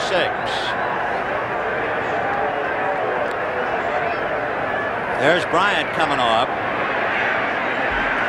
Both of their tackles are 6'6", both first-round picks. They're the focal point of that offensive line. Well, Bryant has to come out. The hold by John James at the 24. So it's a 34-yard field goal. The kick is up. The kick is good. Tim Mazzetti kicking the field goal in the 4th quarter brings up an interesting note. The Falcons were not shut out in the 4th quarter in any game this year. And in some head knocking here in the fourth, they finally pick up 3 points, and a very big 3 points indeed. And Vin, the reason it's such a big 3 points is that now with 6:37 to play, you can play pass defense and pass rush. Not to worry about the running game too much. If they run the football, fine. The clock will keep running. Mazzetti kicking from the 35, and it's going to roll on the ground and be fielded by James Jones at the 17. He's to the 35 and bent almost in half at about the 38-yard line. Robert Pennywell, number 59, bringing him down. The big play, of course, was the interception by Tom Pridemore of the pass that went off the fingertips of Butch Johnson. The Falcons then went 7 plays with the 34-yard field goal by Mazzetti to make it 27-17 Atlanta. And now let's see about Danny White and the Cowboys. 6 minutes and 28 seconds left in the game. And they put it in play, 1st and 10 on the Dallas 38. White going for a bunch of them to Drew Pearson, upended just across midfield. Tackled by Kenny Johnson. You know, we used to first down defense then Drew Pearson all the time, double him all the time. Here he is in the bottom of your screen, play action, 1st and 10. He's driving Kenny Johnson off, acting like he's going deep. Perfect execution. That guy in the clutch, there aren't many better. He's remarkable. In fact, the Pro Hall of Fame panel put him on the all-decade team. He deserves it. 1st and 10 on the Atlanta 47. Tony Hill on the left side.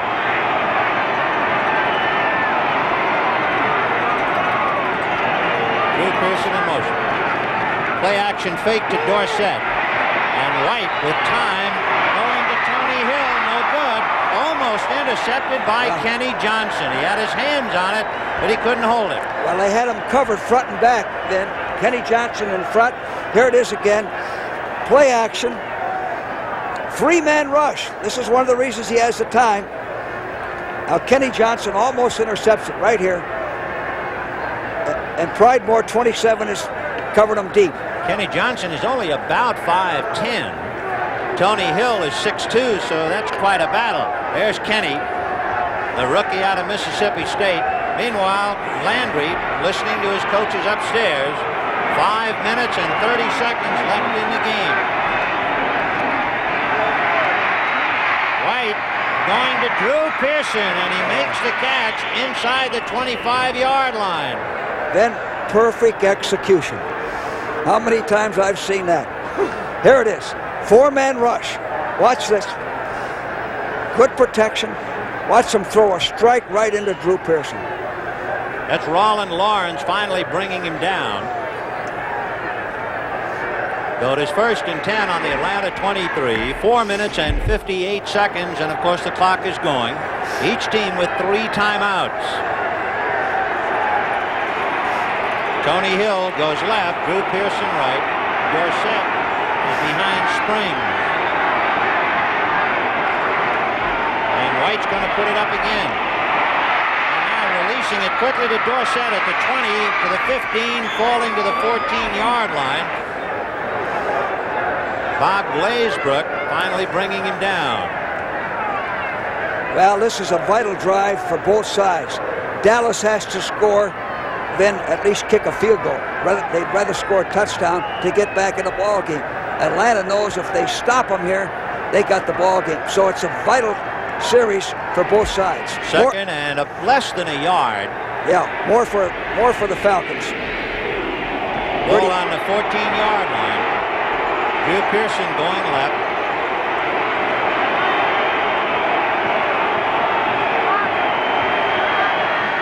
And Danny White looking, can't find anybody. Now he's going to start to run, pointing, directing traffic, going in the end zone. Touchdown. Touchdown. What a catch by Drew Pearson. Shame. Oh, what a catch. And you know why he had all that time and could scramble around? Then I've said this so many. It's a 3-man rush.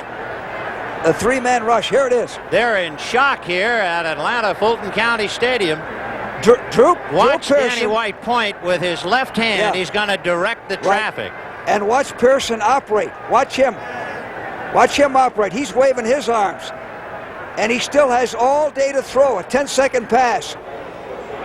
And he goes up, plays it at his highest point. Took it away from Kenny Johnson at the last second. Now the big point by Septien is up and good. In 15 playoff games in his career, Drew Pearson has caught at least one. He'll never catch a better one than that, except perhaps the Hail Mary pass against Minnesota back in 1975. Well, in the clutch, he's the type of guy you want to go to. So with 3:40 left in the game, Atlanta 27, Dallas 24. Septien kicking it high. And it will be fielded at the 10 by Mike Smith. And here come the Cowboys. And down he goes. And a flag on the play. And it looked like one of the Cowboys almost threw a punch. And I believe they will call a personal foul. Well, there was a right hand that went flying through the air. Well, here it is. Let's see if we can see it. That's Bethea, 76. That's Timmy Newsom trying to grab. There's the elbow. Yeah. Hello. Forearm. Dexter Clinkscale, I believe it is, who threw the elbow, and that was a flagrant foul. Well, that's bad judgment. Forearm to the jaw. See, here you are behind 3 minutes and 31 seconds to play. That's losing your poise. Bad judgment. On the run back, number 47. Personal foul. First down. Dexter Clinkscale is the rookie out of South Carolina State, number 47. Here he comes with the elbow. Yeah, good call. He took a punch at him. Well, that moves the ball out to the 24-yard line. First and 10 Atlanta. Leading by 3. And Bartkowski to Lynn Kane. Dennis Thurman can't bring him down. Oh, he picked up a couple. You know, Lynn Kane is a fullback, was a fullback at SC. Now they're using him as a wide receiver. If I were defensing him, I'd play him real tight. I wouldn't give him that room. Now that also shows Bartkowski is not worried. He's not conservative. He's got a lead, but he's still throwing the ball. He's still putting it up. Meanwhile, with this ball game very much alive, and there's one reason why, Drew Pearson. It'll be a 2nd and 4 on the 30-yard line. Andrews and Kane behind Bartkowski. And it'll be Lynn Kane tripped up and dropped right about at the line of scrimmage. You know, Vin, we've seen so many games going back to Dallas's touchdown to Drew Pearson, where teams act like they have the ball game won, and they go into a prevent defense and a 3-man rush, and it just gives that quarterback more time to throw. That's how that's how the Rams lost the Falcons here. 3-man rush, 3rd and 38. You got to put pressure. Winding down, George. 2:50 left. 2nd and 3 on the 31, and Bartkowski telling Junior Miller to get over the other side. And look at Ed Jones. Ed Jones doing a tightrope. Here comes Lynn Kane, and they will box him in at the 30-yard line. No flag. Boy, Jones did a tap dance. Yeah. Oh. Ed Jones. One thing about Too Tall, when he does something, he's obvious. Yeah. 6'9". Look at that. Too Tall didn't lose his head. He knew he was in motion, so he stayed back of the neutral zone. No encroachment, no offside. 4th and 3 on the 31. By the way, Bartkowski has passed for 312 yards. Danny White has passed for 252 yards. This game is sure changing, George. It certainly is, man. 2 minutes. So we have come to the 2-minute warning.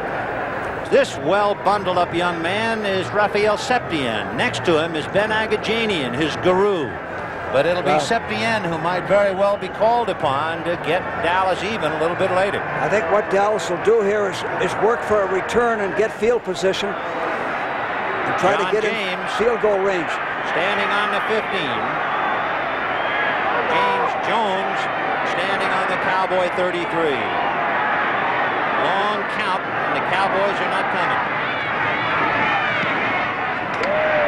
And James gets gets off a beauty. And James Jones at the 30 is buried right there. In fact, he went down to the 29, and guess who? Well, if you've been watching, it's down at the bottom. Ray Strong, number 25. What does he play some football for Atlanta? And then John James came through with a clutch kick. He had 4.9 hang time. That's why there was no return on it.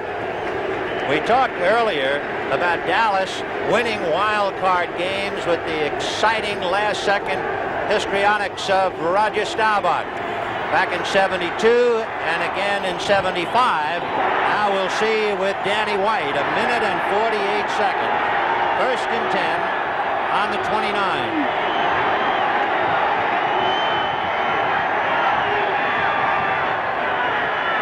The shotgun, they have a blitz on, but he gets it away, and it's complete to Butch Johnson, who is taken out of bounds around midfield with 1 minute and 42 seconds left in the game. What they did, they blitzed, and I'm sure White called an audible here. It took him a while to get the ball off, and he hits the out pattern for a good gain. Smart offensive football. I'm surprised the Falcons blitz went an all-out blitz on that. So it is 1st and 10 on the Dallas 49 with 1 minute and 42 seconds left. And Preston Pearson has now come back into the Warriors. Danny White going to release it to Pearson. They have a screen for him.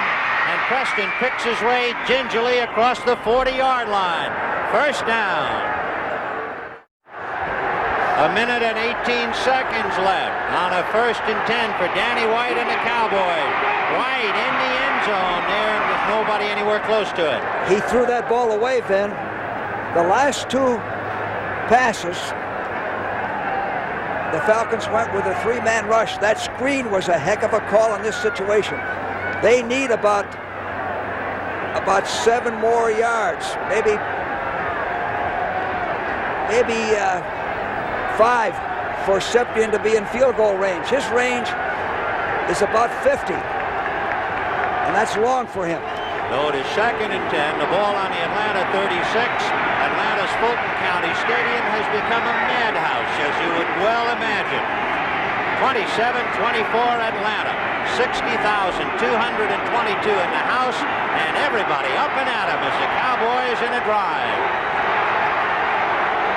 Right out of the shotgun. Dorsett and Pearson blocking. They release to Dorsett. To the 35, to the 30, to the 25. They will stack him up and sling him to the ground at the 25, but he will have picked up the 1st down to keep the drive alive. 52 seconds each side with 3 timeouts left. And there he is. Right. Raphael Septien will very well be called upon to tie it up. His longest field goal ever, 52 yards against Oakland. Well, that's a 42-yard field goal from right where he is now. That's well within his range. His career in clutch playoff field goal attempts, he is 6 for 7 going into this game, and he's kicked 1 today. And he beat St. Louis 2 years in a row with clutch field goals when the clock was running out. Once you get him beyond the 40-yard line, then you're asking him to kick beyond himself a little, but inside the 39, he's really something. You know, Vin, defensively now, what I would be worried about with the Falcons is that you're not so concerned about just the 3 points that you give them a touchdown. That's right. You see, they could throw one into the end zone here and get a score. And for Dallas, they got to be careful they don't throw an interception. By the way, 60 minutes, of course, would normally be seen at this time. We have already run over by about 6 minutes into their time, so the entire network will give and slide a little bit. Of course, you good folks out on the West Coast, you'll see 60 minutes at its usual time. And don't forget the lineup.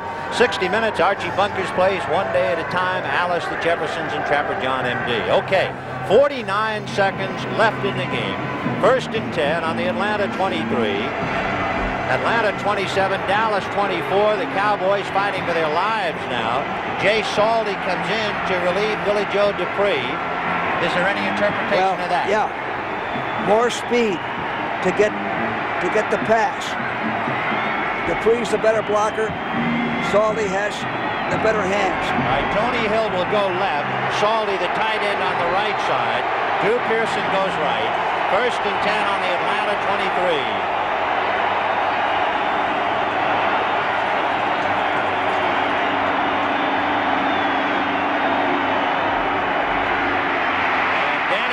Throwing in the corner, no good.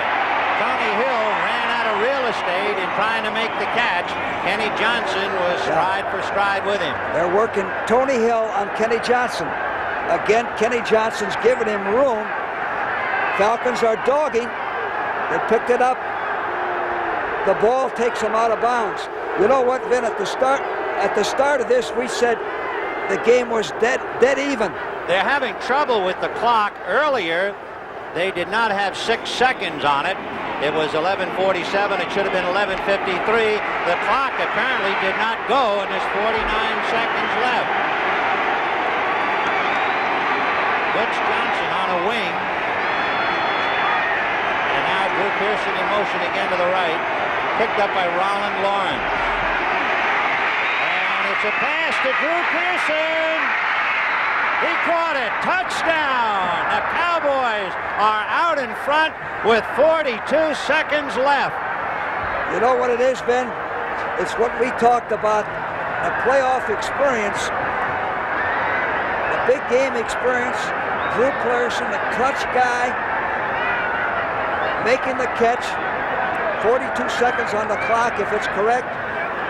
Actually, he's pretty well covered, but Lawrence didn't see the ball. What a comeback. The Dallas Cowboys were down 24-10. There it is. They have not only caught, but they have passed the Falcons, and Atlanta has gone from euphoria to the pits of depression with 42 seconds left. Charlie Waters coming up out of the hold after the wobbly pass. He's going to pass in the end zone. No good. Charlie Waters had a trouble getting the handle on it. That was a big miss here. Now a field goal ties the game. Good snap. He just fumbles it. And then by the time he teed it up, Septien had already committed himself. And Waters tried to come up and salvage the point anyway. Kenny Johnson was in there. And that means Atlanta has 42 seconds to somehow come up with a field goal and get even. And they have 3 timeouts, Ben. They have all their timeouts. So that's very important. What a game. 30-27 Dallas. With 42 seconds left in the game. Remarkable catch by Drew Pearson. And it's now an individual battle of clutch receptions between Alfred Jenkins and Drew Pearson. Now, do you kick a squib ball or do you kick it all the way down? What I wanted my kicker to do was to kick a ball on the ground, a line drive on the ground, so they couldn't set up an organized return, because all they need is a field goal to tie this game and send it in overtime. Well, we'll see now what Septien has been instructed to do. Mike Smith is deep, standing inside the 5. Kenny Johnson is on his left. And here's the kick, and he's going to kick it deep. Smith will take it in the end zone, and he will run it out.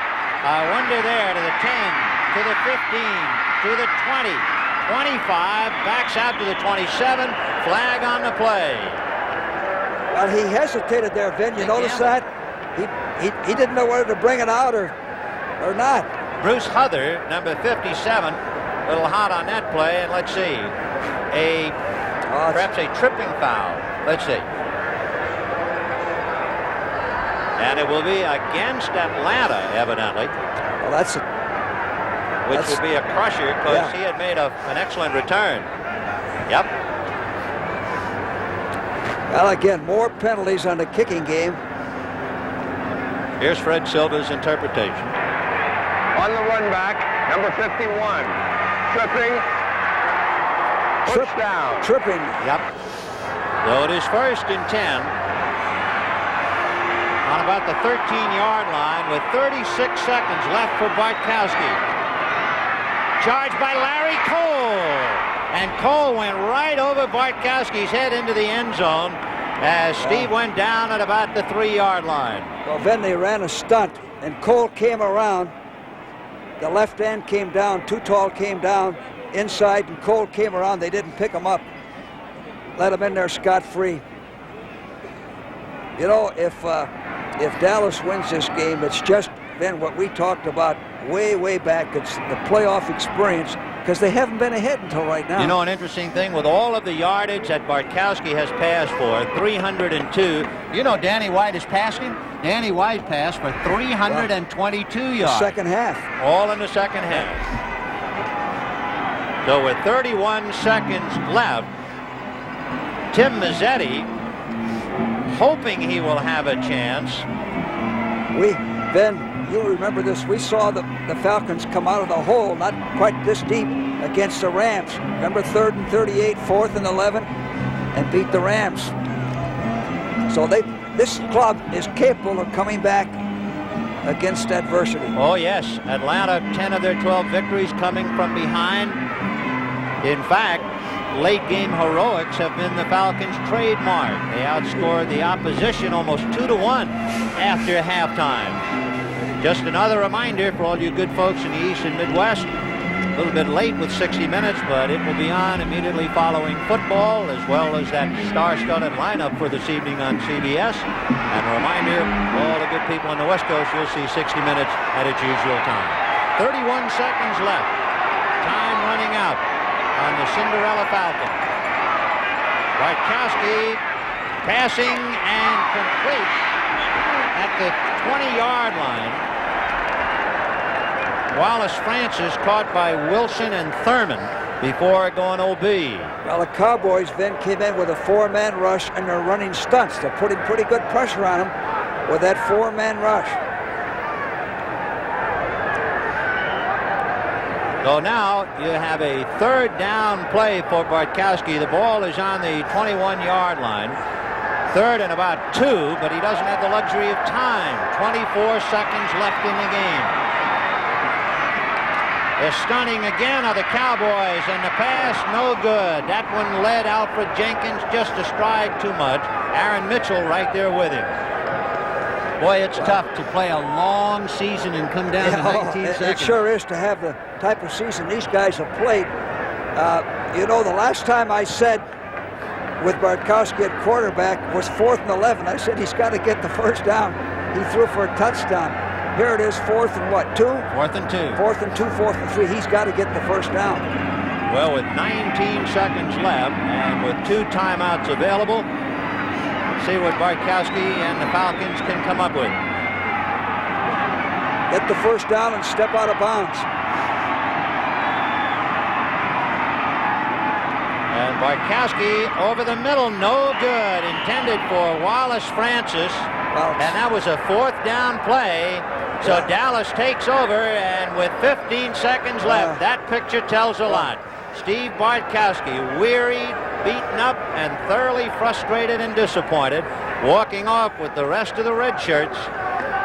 They ran out, and for the Dallas Cowboys, that remarkable team that had been in the playoffs 14 times in the last 15 years, that had their remarkable victory against the Rams after being pummeled on Monday night.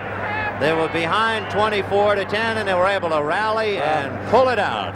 What a story for Dallas in that incredible chapter for Tom Landry. It's a tremendous comeback, coaching, discipline. It's again then the maturity of this ball club, the playoff experience, the number of big games they've been in, and the guy that came through in the clutch again was Drew Pearson. And for Tom Landry, the 3rd winningest coach in NFL history, Hallis, Lambeau, and Landry. He's done it again. Meanwhile, a bitter day for Lehman Bennett. He brought his Falcons as far as they could go. They put on a tremendous show, but they were unable to cork up Drew Pearson, who stole the game in the end zone on that scrambling pass from Danny White. And what a job Lehman Bennett has done. He was the NFC Coach of the Year. He's taken this team that was 6-10 last year, turned them around 12-4. And again, as you mentioned, every game they lost, they could have won. They lost, I think, 10 out of or 10 out of 12 that they won, they came from behind. And now here they're going to lose this. Meanwhile, Leonard Tost and Jim Murray and good friend Dick Vermeil and company will open up the doors and welcome Dallas in Philadelphia. The time running out in this story in Atlanta as the Cowboys came from behind and beat Atlanta 30-27.